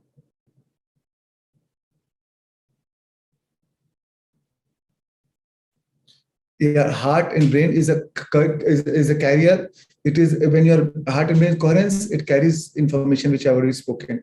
So friends, when you meet a lot of scientists, they always say, scientists people will always talk about, oh, it is all about logic. It is all about from the brain.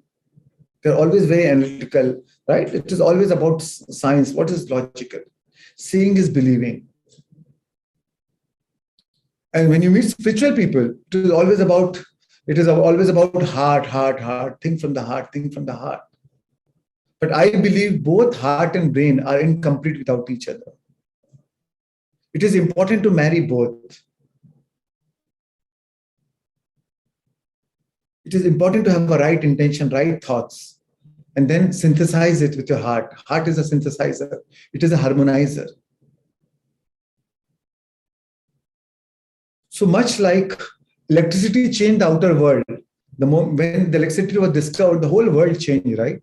Now we can't imagine living in this world without electricity. So that's in the similar way, learning to harness the power and intelligence of your heart will change our inner world.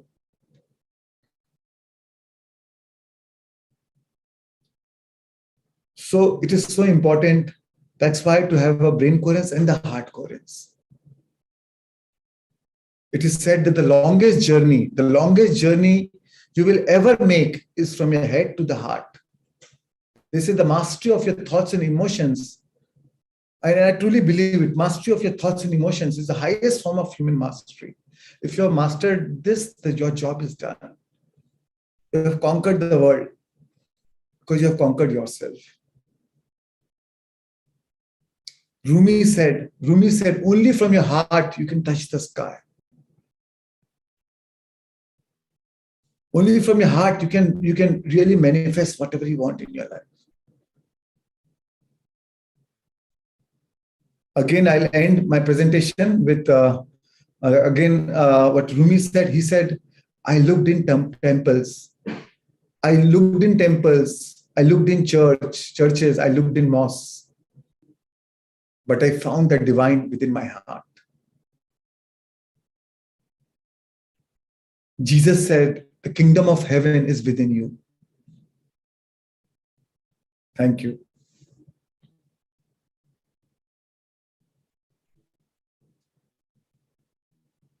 So, Navki, I'll end my presentation here. Very beautiful. And I feel like I am kind of overflowing with oxytocin and nitric oxide right now. I feel like hugging everyone. But I don't think we have... Sorry. So, Navki, I wanted to... Today, there was another part of the presentation was the science of longevity. Yeah. But maybe I'll cover it some other day, maybe in the next Breathwork workshop, in the next Breathwork session, which will be probably after around 10 days or something, or 2 weeks. I will cover that along with the Breathwork. Sure. Right? So today I thought, I really, sorry, 10 minutes past our... Yeah, I know it flowed beautifully. It was the perfect amount of information as well. And we can go to questions. Saisha, we'll start with you. I know you. So friends, also I have one humble request. A lot of people, talk about, oh, they are so thankful, they feel so good or grateful. So I would honestly like that. Keep that 1 sentence, 2 sentences. I acknowledge your appreciation and I really value that. But focus. But if you only have your questions or raise your hands or some major transformation story to share, then I'm happy to hear, which could inspire everyone. Make it more meaningful, so that it can help everyone. Because we have very limited time, so let us keep it concise, short, and very specific to your questions. Yeah, that will be. I really appreciate that. Can I speak, sir? Yeah, Saisha, please go ahead. Yeah, my name is Saini actually. So Atma Vandan, sir. Yeah, Atma Vandan. I'm your very big fan. My question is कि जैसे आप कहते हैं पत्री जी आपके गुरु है, तो उनका ये कहना था कि आप मंत्र जाप मत करो, सिर्फ मेडिटेशन करो. Right. And in your guided meditations, you usually there is some kind of a small mantra and all. So for me it's a confusion कि मैं मंत्र जाप करूँ या नहीं करूँ. Confusion हो जाता है ये. So we are not doing any mantra jap. We are listening. We are listening to the meaning of those mantras. We are just, so sometimes it is a language. It is also a language of energy, and that is communicating to you. And we are listening to the energy of the essence of that mantra. We're not going into that. We are not doing the job. While that mantra or that chant or that hymn is being played, or that sutra is being played, what we are focusing on the essence of that, the meaning of that. We're not trying to pray here or praising any god or God give me this. It's not here the mantra is for the different relevance and not for chanting. So there is a contradiction with what Patriji says. It is very much in reason. It is very much according to what Patri sir says. I am not in conflict with that thoughts. With his understand, with his whatever the wisdom he has shared. Yeah. Actually, I am Jen, so I wanted to ask you if separately, अगर मैं नवकार मंत्र का जाप करूँ, तो चल सकता है क्या? So I see, believe me, it's each to their own. But I believe, see, when you jap mantra, it also helps.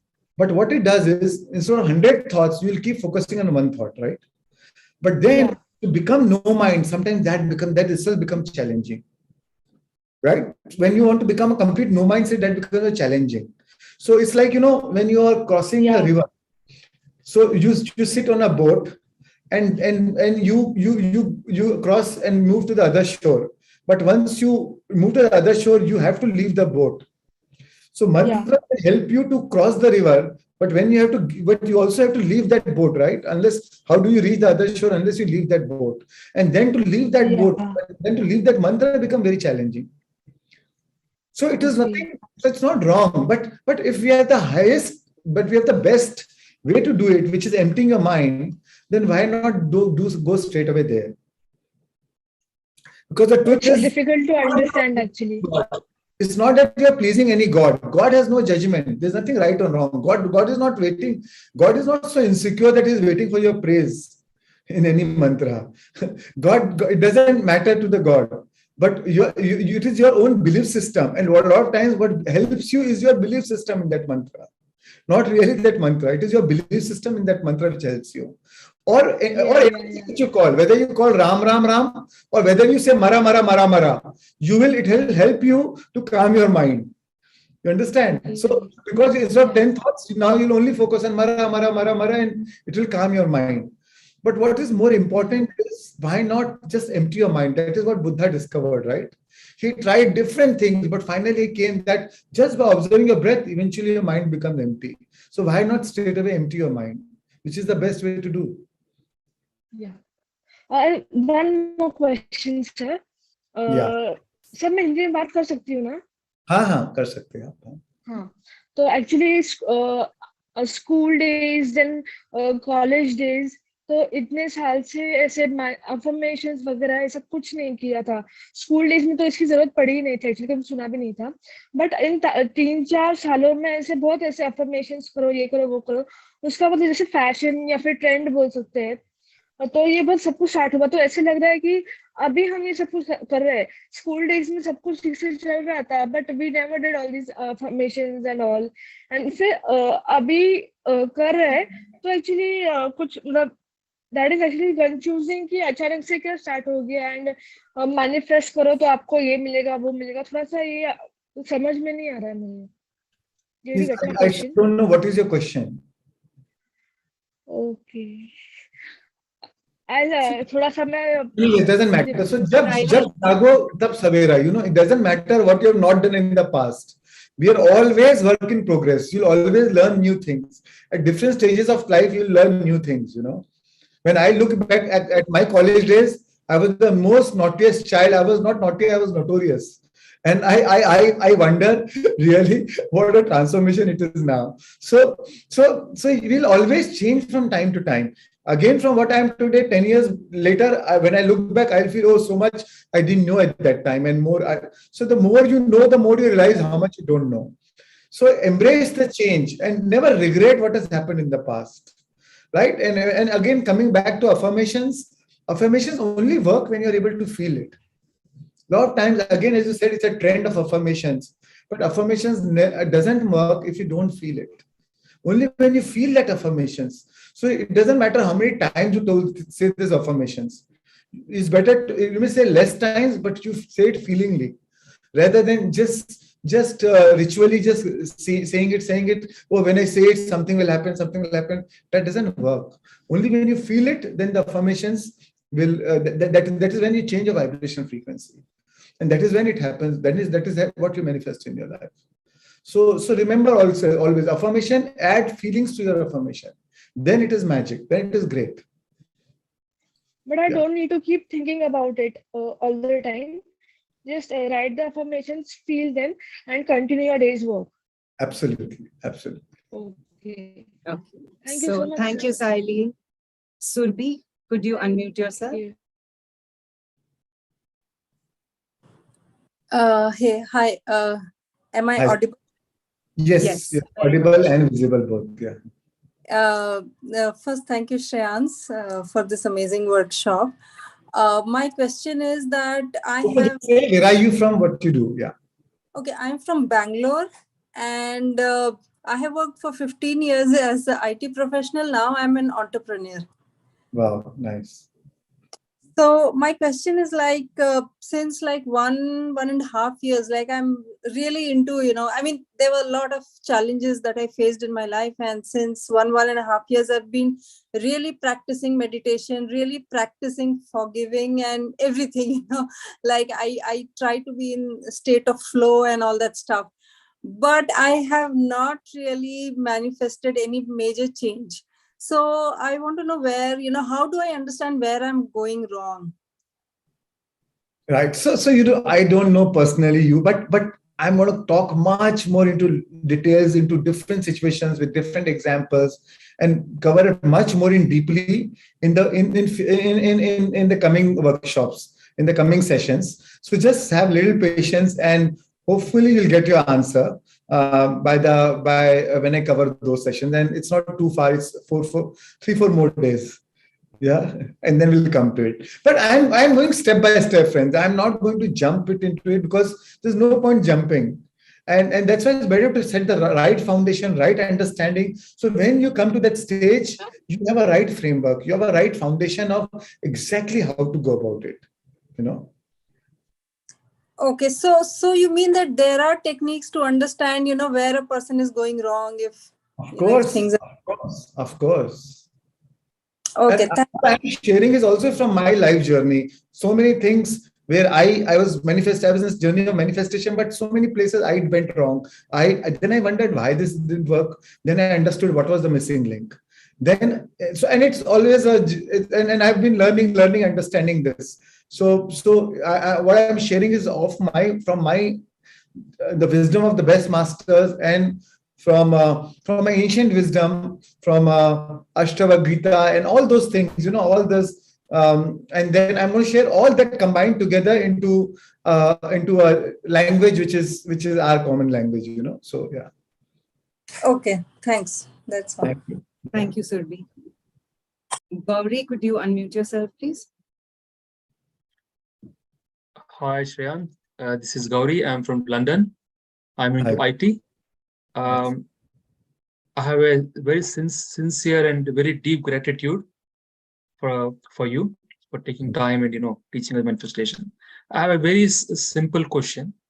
How do we recognize that our heart is elevated?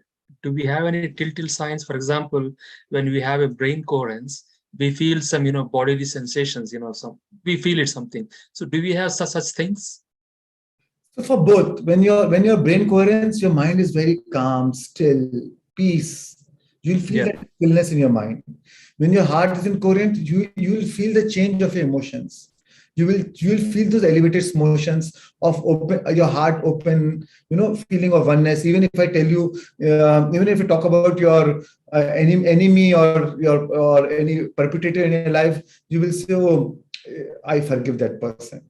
I mean, then you have no animosity, or only the feelings of pure love, pure joy, pure, and so you'll feel that in your heart. Your emotions are the best guidance system, and that will tell you. Okay. You feel it in your heart. You'll feel the difference from before you sat for meditation and the state when you got up from meditation. You'll feel that difference. Okay. Thank you. You will immediately feel about how now, same situation, how you will respond differently. And that happens in your life. After meditation, a lot of times we are able to respond differently with the same situations because we think equal to our emotional state, right? We Just think one more question. Yeah. You say center of the heart. Is it mean we should focus on the left side or heart in middle? The heart center, yeah. Center of your heart. This is center. very Okay. Got it. Okay. Thank you. Thank you very much. Yeah. Thank you. Thank you, Gauri. In a lot of my meditation, I've only said heart. So this is a common question, And sometimes, how our brain analyzes it so fast and picks things. But yeah, right question. Thank you. Yeah. Thank you. Megha. Hello, am I audible? Yes. Good evening, Navkirat. Good evening, Shreans. Very good evening. It's really deep. Like, I do not have words. This is so deep, and really thank you a lot. And I am Megha. I am from Chandigarh, and I come from a human resources background. Currently, I'm aspiring to be a life coach and helping people around me. Awesome, lovely. And coming to my question, actually, I wanted to ask that when do we exactly get that feeling that our brain and heart are in coherence? So that's what we experience in meditation, And there's no timeline. It's not like everybody is in a different state of consciousness. So, and in some meditation you may feel it, some meditation you may not feel it. And that's why I wanted to do a 28-day workshop so that everybody eventually is going to feel it. Everybody is going to experience it. And once you know it, then you know it when you're in that state or not, So it is not something, it's no matter how much I talk about it, it's something to be felt. It's like how much can I talk about the taste of an ice cream? Unless you really taste it, you won't know what it is. How much can I talk about swimming, getting into the swim, how to swim. Unless you get into the water and unless you really start swimming, then you know what swimming is. You can't get from the word water. So it is something to be felt. And once you feel it, you know it. It's that knowingness. Yeah. Okay. And what do we need to do so that this stage continues? Like in our day-to-day activities, except or other than meditation, that we feel that connection between brain and heart or the divine? So, of course, one is awareness, living in a state of compassion. As I told you, in a state of gratitude, acceptance of the present moment. See, the thing, why acceptance? Anything that you accept fully will take you into peace. Yes. The moment you accept situations or relationships, anything, our problem is we are always wanting to change the world around us. Yes. In a relationship, we want this person should not be like this. This person should change. This person should change. We are finding, you are finding you in others. How do I make others like me? But the beauty is in our differences, right? We are all unique. Yes. I cannot be you, you cannot be me. We are not equals. We are not, or nor can we be equals. I'm not superior to you, I am not inferior to you, but also I'm not equal to you. You are unique, I am unique. And we have to appreciate the uniqueness of each other. And once we accept person or any situation to be the way it is, if you will just immediately go into the state of peace. So when you're in a state of peace, when you're in a state of gratitude, then you will have the right. When you're in a state of appreciating every time, find a reason for appreciation. Never miss a single opportunity to appreciate things in your life. Right? So when you're in a state of appreciation, when you're in a state of all these things are the tools to be in a state of coherence,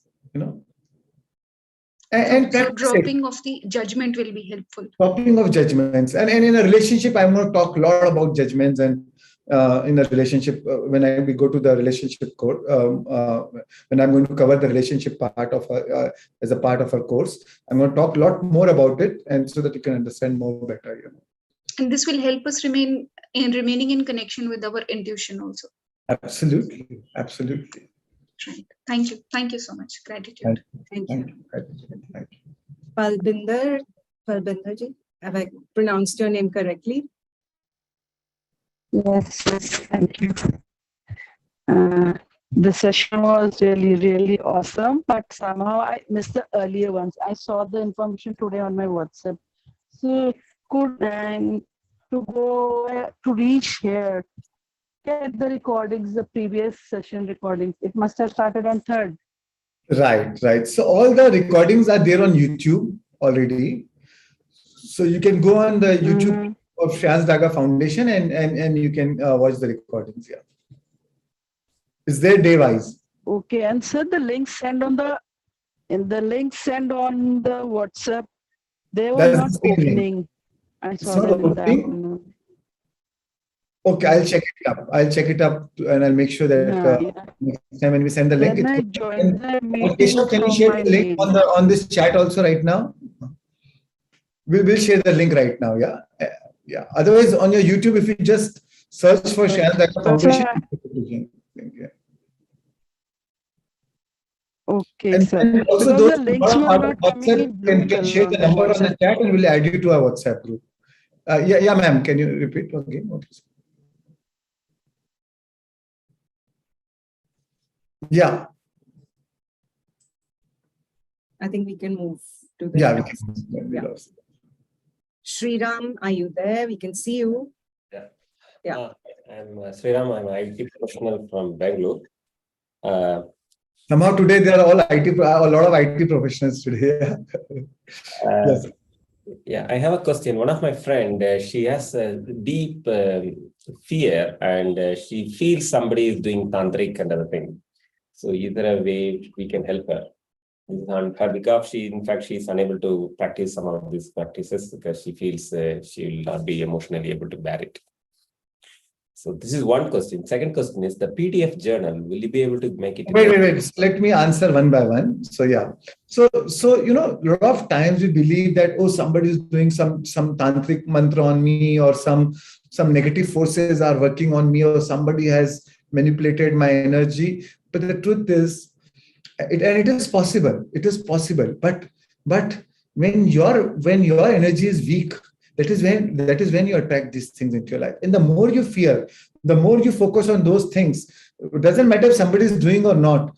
The more you fear, the more you get sucked into it, and the more you will tune into that energy, to that frequency. And I think the more at that time, other people are kind of able to take advantage of you as well. Like there'll be all manners of priests or somebody coming in to say, I'll do this for you, I'll do that for you. And it becomes a kind of like a vicious hypnotic cycle. Absolutely, vicious cycle, and you become more vulnerable because that is then people also take misadvantage. People also misuse the situation and try to make money out of that situation. But bottom line is, we don't need to do anything. The thing is not to do anything. Just practice meditation. Do brain coherence, heart coherence. Practice breathwork, where you raise your vibration. When you raise your vibration, then nothing else can penetrate you. When everything is it's all about, the whole universe is about vibration. It is all about alignment. When you're in a low vibration frequency, you're aligning with those energies, and that's why it is affecting you. When you raise your vibration, then there's no frequency match, so it won't bother you. It can't even penetrate your auric field. So don't worry about it. Focus on strengthening yourself. You don't need to go to any tantric or any of these people to really work on those things. You're just losing by energy by doing that. And the more you fear, the more you attract. What you resist, you persist. What you fight, you strengthen. Because wherever your attention goes, your energy flows. When you're fearing it most and constantly worrying about it, then worrying is a prayer. Worry is a prayer for manifesting what you do not want. You do not want that, but by the very act of worrying, that is your vibration frequency. You're speculating the worst outcome. And what will manifest? That the worst outcome. And then you will say, see, I said so. But because you thought so, you felt so, that's why it happened. So you created it. So, yeah. Is there possible to get the journal in a Word document where we can easily edit? Sriram, I'll just go through all these points towards the end of the questions about the journal, WhatsApp, YouTube, everything, just towards the end of our question answer session. Shivani, can we take you, please? Are you there?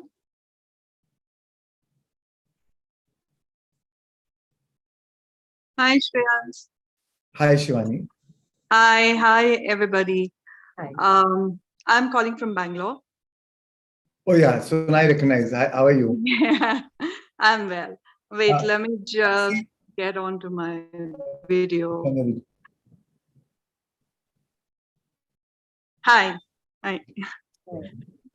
So I wanted to share my experiences, two of them. Yes. Yeah, one was about, what I dreamt last night and how that became true in the morning. It was about somebody's death, and I had seen my whole family, and it was quite weird because I never saw that person's face who died, but I did hear some names which were murmured around and things like that. So I wasn't sure who it was. And today I met my mother, and she said, "Did you know that this person has expired?" And I was like, "Oh my God." And he's a very young guy. He's my cousin's husband. And I said, "No, nobody mentioned." And then it occurred to me that why I did not recognize his face, because I haven't seen him much. And I said, "I already saw his death yesterday." And she said, "Yeah, he passed away like a month back, but we never knew about it." Yeah. So that was something which was like a little eerie also for me. And I guess it's the power of meditation, I'm sure, because I've been attending all the sessions. And the second thing was something that I wanted to share was I've been having this pain on my left side for like, I don't know how long. It's been a year now. I'm not able to sleep. I've mentioned it in the Q&As and everything that I want to heal that. And last two sessions, which was yesterday and today's session, the pain is completely gone. Completely gone. Like I had at the sole of my ankle, of my migraine, everywhere, you name it, it's all on the left side. And I finished today's meditation and I just got up thinking, okay, abhi to dard hoega. Let me put my foot down and the sole is gonna hurt and there's no pain. I'm looking for the pain, like I'm putting pressure on those areas and there is no pain. So I'm like, oh, I want to talk to Shreans right now and tell him this. He's going to be smiling and feeling so happy for me. I know that. Isn't this amazing? We are the miracle. It's amazing, yeah. So it's amazing. And when you told about your dream where you saw that it happened, so this is the proof that how we are able to tune into the frequencies of the future, because in the there's no time and space. You are beyond time and space, and when you tune into that frequency, you are able to convert that frequency into images or into that information, and you'll be able to see it. So but you need the right teacher for that, and you've always been my mentor, always, from my heart.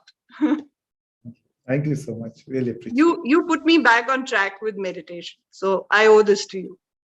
Thank you so much. Thank you so much. Thank you. Navkirat, you're doing a brilliant job. Thank you so much.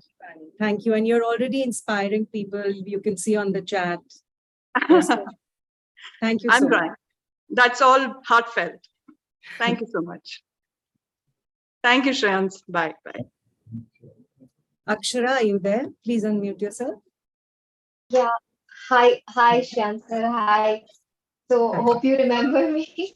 So I'm on a movie set actually. So I would like to share my transformation thing. So last time, as you said, that you would like to see very soon on big screens. So now I'm working for Salman Khan's productions, and the set is on.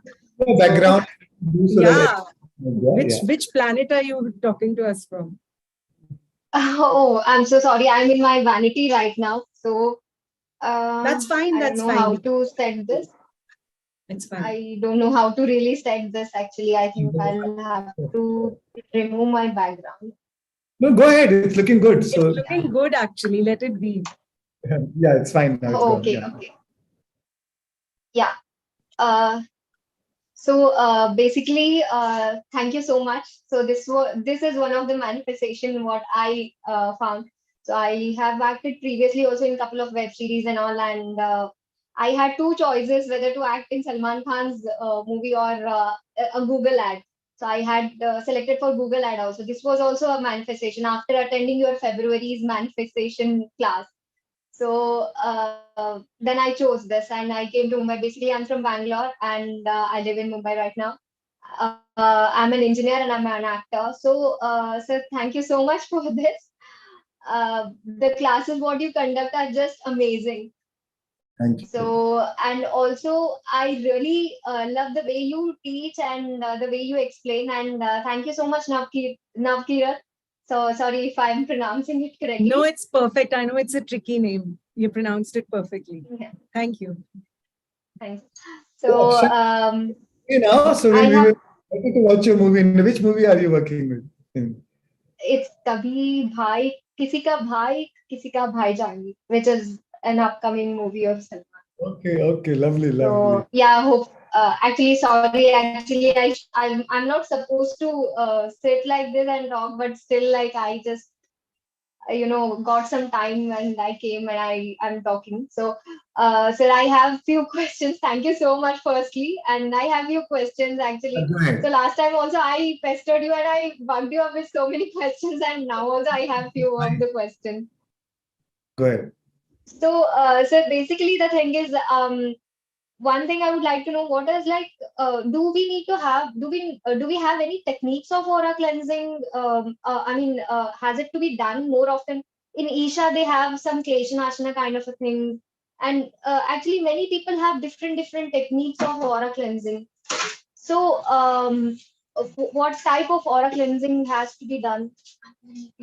Skip the question. So, what I believe is your aura naturally gets clean. When you meditate, when you do or you do breathwork, when you release all these pure-based emotions. How does the aura gets manipulated or the aura gets weak when you're in a poor thought or poor emotional state, and when you transcend your thoughts and emotions. So that is the root cause of your weak aura. When you transcend your thoughts and emotions, when you're right vibrational frequency, your aura is naturally charged up. You're a very, very powerful high aura.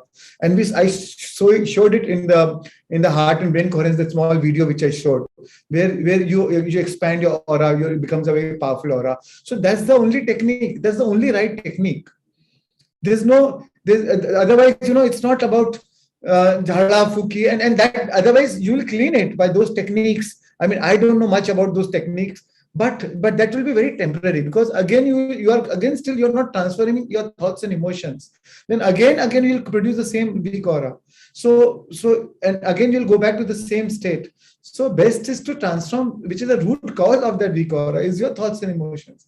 So change your thoughts, change your emotions, change your aura. And that is the best way to share. That is the best way to change. And the beauty is, you don't even need to think about your aura. It naturally happens. If you're thinking, oh, my aura is weak, how do I make it strong? What are you thinking most of the time? Sorry, I can't hear you. Yeah.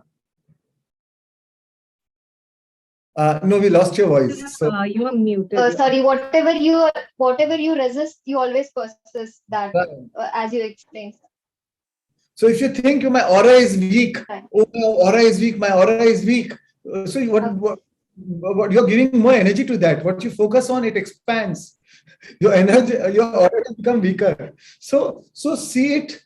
Just change your vibration. See it as your vibrant, fun. What is your vision of future? How would you like to live your life to be? Experience that feel, that joy, that expanded consciousness. Maybe if you dream to be an actor, then see yourself acting in the movies, and you're a superstar. You are getting all this, whatever excites your soul, what excites your spirit. Feel it. Yeah. When you feel it, you're changing your aura anyways. Yeah. So also, sir, I have a doubt. Like actually, the thing is, please go 2 minutes. I'll come. So whenever I have some confusions in career options, so now I had two options, either this movie or the Google ad. So I had to leave that it was very evident in the Google ad also if I would have taken that. So how to make decision in such cases when manifestations come together? So how to make a decision and choose one? So choose anything that excites your spirit, that excites your soul. When you choose this thing, keep an option and think about both independently and see what is more exciting in your heart. Your heart never lies; it will tell you. And anything that excites your soul, excites your spirit, follow that. And usually, anything that excites you is related to your path, passion, and purpose. Anything that you're naturally drawn to, what is something that you're more drawn to? For that moment, drop your logical mind. Sometimes we think, oh, this is going to give more money, that is going to give me less money, but I would like to think from the energy point of view. Because when you're in an energy framework, you will anyways draw abundance in your life. But beauty is just see it just drop your logic at that moment and see it, feel it, and analyze it feelingly. What is feelingly more stronger for you, more better for you? So as I told you, anything you're usually drawn to anything that is connected to your path, passion, and purpose. And then you will get that answer instantly. You don't need to analyze it too much. Your heart will give you an instant answer. Or you can just go into meditation, put this answer in your question in your meditation, and then leave it. You what meditation, sir? Sleep meditation or manifestation meditation? Which meditation? Any meditation, sleep meditation, manifestation meditation, anapanasati meditation, any meditation, waking up meditation, any meditation. Put this question and just start meditating, and you will get your answer during meditation. Okay. Sure, sir. So thirdly, I have another question. So as you said, like eating is very important, like what we eat and we reflect the same thing. So basically, there are people who live in pranic energy also, like they don't consume anything. And last time, as I had discussed on the food, so as you said, like you'll not consume garlic, you'll only eat onion sometimes. So the thing is, my soul is still not choosing that. Like, okay, onion garlic is fine, but I mean, hunger, I'm not able to, I cannot starve for longer time. So as they say, like meditators should eat only once. So I'm not able to do that. I'm feeling somewhere I'm going weak or something. So again, this is a myth. Again, it is a myth that, oh, you have to, your starvation does not make you more spiritual or less spiritual. It is a myth. And eating once is a byproduct. When you are meditating, when you draw a lot of energy, cosmic energy, sometimes then your body needs less energy. See, in our cells, there's something called mitochondria. Or you call it ATP. When you meditate, you activate your mitochondria, the energy of your cells, your ATP cells. Then your cells are naturally charged. So then you don't need food to convert that into energy and that to go to reach out to your cells. You already are charged, and then you have a naturally less urge to. So how can I reach to that state? How can I reach to that state? Naturally, and it doesn't matter. Even if you're eating 3 times a day, it doesn't make you less spiritual. And we are here to celebrate life, to have fun, to enjoy life. This is not about sacrificing. Spirituality is not about sacrificing. And you came here in this planet for you stay here, enjoy your food, enjoy all the varieties of food, and enjoy it fully. So don't. It has nothing to do with your. That does not make you less spiritual. So please, so don't believe that myth. There might be Swamis or there may be Breatharians, but that is their soul's path. And if that is their path, amazing. I mean, you bow down to them, blessings to them, and you appreciate that. But that is not your path. You are unique. You are not that. There's so many people who are become Swamis or who are living in Himalayas and meditators. For me, that is not my path. I want to live my life fully. For me, that resonates with me. I want to be spiritual, but I want to face the challenges of life. I want to face my relationships issues. I want to face my teenager child problem. I want to learn from that. And I want to embrace that life fully and learn from that. And that is the true test of spirituality. Your true test of spirituality is not when you are in somewhere other, when you are challenging all the face challenges of your life, whether it is business, whether it is family, whether it is social. And we are here to celebrate life. Source does not calibrate with misery. If you're not eating food and making yourself miserable, you are disconnected with the source energy. Source only calibrates with joy. So live your life with food, right? So don't be in a myth. Make the right choice of food. What is important is to make the right choice of food, right? Not to abstain from food. Yeah. Okay. Sure, sir. So, sir, also like as we, I mean, as recently Patri sir has left this three-dimension, world. So that physical separation, I don't know. Always, I am scared of losing my, as you said, like it is 3D, 4D, 5D, and all that many dimensions, life cycle, and all that.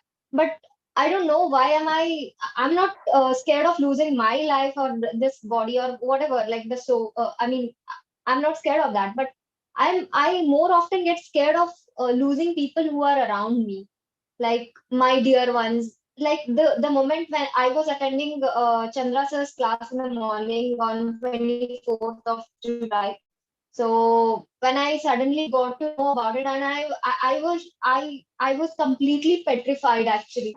I couldn't take it. And I mean, only those words were, echoing in my mind. When he told me, "Beta dhyan karo, beta dhyan karo." It hurts a lot. Like when a physical separation, no matter in what form it happens, either it is like the person going away from you or living this, especially like this 3D world. So how to come over that? So again, that fear. cover a lot in the next few sessions. In fact, my last sessions last few sessions are about that. A soul contract, soul evolution, soul's journey, and life between life regression. I'm going to cover all that. Even in the ego topic, I'm going to cover all that. I'm going to cover all that in detail. Yeah. So will I be able to lose that fear? Like everybody loses that fear when you have the right understanding. It is ignorance which brings that fear. Or fear is ignorance. Fear is equal to ignorance. When you have the right knowledge, the right understanding, then you no more fear. Your perception changes. Fear is because of a social conditioning. Since generations we have been conditioned to fear of losing ourselves, fear of losing our loved ones. We are conditioned to believe that death is a misery. But that is only a transition. It is not a misery, right? So, and I'm going to cover it more in detail as we come. But of course, with the right understanding, you lose that fear. Sure, sir. Sure. So also, I mean, as I had previously told, can we? Yes. We'll, Can we just last one question I have. So as I previously explained, I'm a Reiki healer and also Access Bar Consciousness healer. So the thing is, my soul always, it's between the old soul and the true mature soul, the true soul. So I want to evolve as a transformed soul. Like, why am I not able to go to that state actually? So how can I go? So it's a journey, right? Enlightenment is not a destination; it is a journey.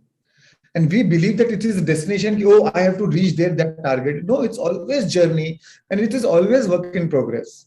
And the journey is more important than the destination. So enjoy your journey. Don't bother about the destination. Just enjoy a journey. Just see how I can be a better version of myself every day. Just see how can I be today might be better than my yesterday. How can I improve? How can I better myself? How can I be more aware of your thoughts and emotions? How can I live in a more elevated emotions? Just continue the journey. How can I have more knowledge, more understanding, and just continue the journey? Enlightenment is a byproduct. As Carl Jung said, enlightenment is not about imagining figures of light, but it is about making your darkness conscious. So the more you make your darkness conscious, more you become conscious of your unconscious patterns, the more enlightened you become. Enlightenment is about tuning into your inner light. and that is enlightenment. And the more you tune in, the more enlightened you will be. It's not one single stage. Okay, today I am enlightened. It's not like that, Sure, sir. Yeah. Thank you. Thank you so much. And I'm really sorry that I took longer time. I'm really sorry for that. Thank you so much. Thank you. Thank you, Akshara. So, Shreans, one more question, or would you like to wrap it up? One last we can do, yeah. One last. I know this was a little long, but also all the questions were very universal and pertinent. So I think we need to all learn from each other's questions. Yeah, that's important. Sometimes, it doesn't matter how many questions one is asking. What is important is the quality of questions is important. Exactly. How pertinent and how universal, because we all get to learn from this. Swapna, are you there? You're unmuted. Yes, I'm very much there. Hi. Hi. Would you like to switch on your video? Hello. Sure, I'm not getting that option. That's what I'm wondering. Where do I see that? Why don't you then ask your question, and if you figure it out in the middle, you can just switch it No, on. but I want to see Shreya. Anyways, I can see him, but I want to, I really don't know. I'm not getting that option itself. I'm wondering since long time that how do I switch on? Okay. Do you have the Because option? my camera is on. I can see. Stay as attendee. No, I don't know. I'm not. Try now. Can you do it now? Yeah, no, Shreans. You decline to be promoted to panelist, except. Okay, join as a panelist. Yes, yes. Only when you accept to be joined as a panelist, then you get that answer to unmute your video. Yeah. Because it's a webinar. Because more than 1,000 can only do it in a webinar format. So in Zoom webinar doesn't allow that format. Yeah, hi Shreans. Yeah. Hi, Swapna. Hi, how are you? Hope you remember. I met you in Bangalore. Oh, yes, I remember you. I just keep seeing that picture, every day. That has become my, the manifestation, visualization has come true. Yeah. And I showed it to everyone, I met Shreans. So thank you so much. I'm Swapna here. I'm talking. I work in team, and one of the most manifestation has come through meeting Shreans in Bangalore. And everyone thought. What do you do? Just repeat again. I'm working as an IT profession. I work as an IT manager in Tata Consultancy Services since last 13 years, Shreans. So I did join your, the program in the month of January. And since that, I'm a big fan of yours. So that's how my journey started. And yeah, my question is, I'm into a spiritual, it's almost in a year now. And right. I did a couple of the meditations. I did attend the stillness retreat program also in a Pyramid Valley. And I keep doing an Anapanasati, which is taught by you as well, and the breathwork sessions. But what's happening, sometime I'm not able to, take the energy, it get exposed during the meditation. I'll start getting, the chest pain and the knee pain most of the time. And I feel to lie down in the middle of the session itself. So is it really a good sign, or how exactly it is, Shreans? Anything in meditation is a good sign. Anything that happens in meditation is a good sign. And and the idea is to be comfortable. If you makes you comfortable, then it's okay to lie down during the meditation. Okay, because I just heard that meditation has to be done most of the time in the sitting posture, and healing should be taken by lying down. No. So meditation is what is most important is your sukhasana. Okay. Which keeps you in a state of where your body does not hurt you or bother you. That is the right posture. And normally keep your back erect during meditation so that you can take a back rest. So it's good to do in a sitting posture and associate our sleep with our lying down with sleep, because that is our cellular memory. The moment you lie, you tend to go to sleep, fall asleep. So that's why, and here we have to be more conscious. So we tend to be in a sitting posture. But if sometimes your knee hurts, or as you said that you are uncomfortable, that time you can lie down as an exception, or as a change, to make. But most of the time, why do I get so much of a knee pain? Is it something is getting released, or how do I? Don't analyze it. I don't have any answer. nor be able to, nor do you need to find that answer. Okay. But let us be focused on a result. Why focus on the problem? Let's focus on the solution. Yes. In our life, we are so focused on why things are not going wrong that you do not focus on why not focus on things are getting into right and let it get better. We only correct. Why my knee? It doesn't matter na. Just feel better. Na. You're feeling better na. So do it. Just do it, and one day your knee will go away. Yes. Why this bulb? How this electricity came? How did you? Just enjoy that fan is running. That's it. So let the universal intelligence do its job. You enjoy the fruit, na. Just enjoy the how this tree is growing, why this seed will grow like this, why this branch, why this just fruit is hanging in front of you. Just enjoy Take it and eat it. Yes. Thank you so much, Shreans. My only intention was to talk to you. That's it. Nothing much. I'm so happy and glad. Thank you so much. Thank you. Thank you, Swapna. So that's it then for today, Shreans. Yeah, thank you. And apologies to everyone's questions we couldn't take, but again, we are going to try during the whole course to take as many as we can. Mama ne permission diya?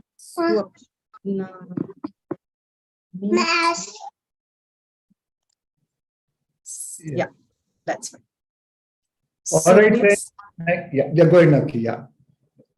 We'll see you all tomorrow. Again, a very, very pertinent session on food, the food-mind connection and the gut-brain connection.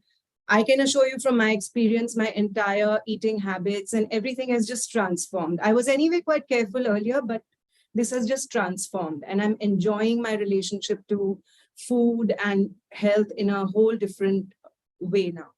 So tomorrow, announce about those WhatsApp groups and all those things. That I'll just, yeah. So for everyone who's been asking for the journal, it's either been WhatsApp to you, the link, or it'll be in your email. Please check your spam as well, just in case it's gone there. And in case it's not there, on the YouTube link, when you go down to the description, there's a link there to download the journal as well. So I think that should answer your journal query. The other thing, a lot of people have again been asking for the Hindi sessions, which are live 6 to 8 in the morning, India time. Again, all the recordings are there on the YouTube channel. And if you want to access any of the recorded meditations, the guided recorded meditations, that is there on the website. And they're also ad-free. So you can download it from there. And Shreans, anything I might have missed out on?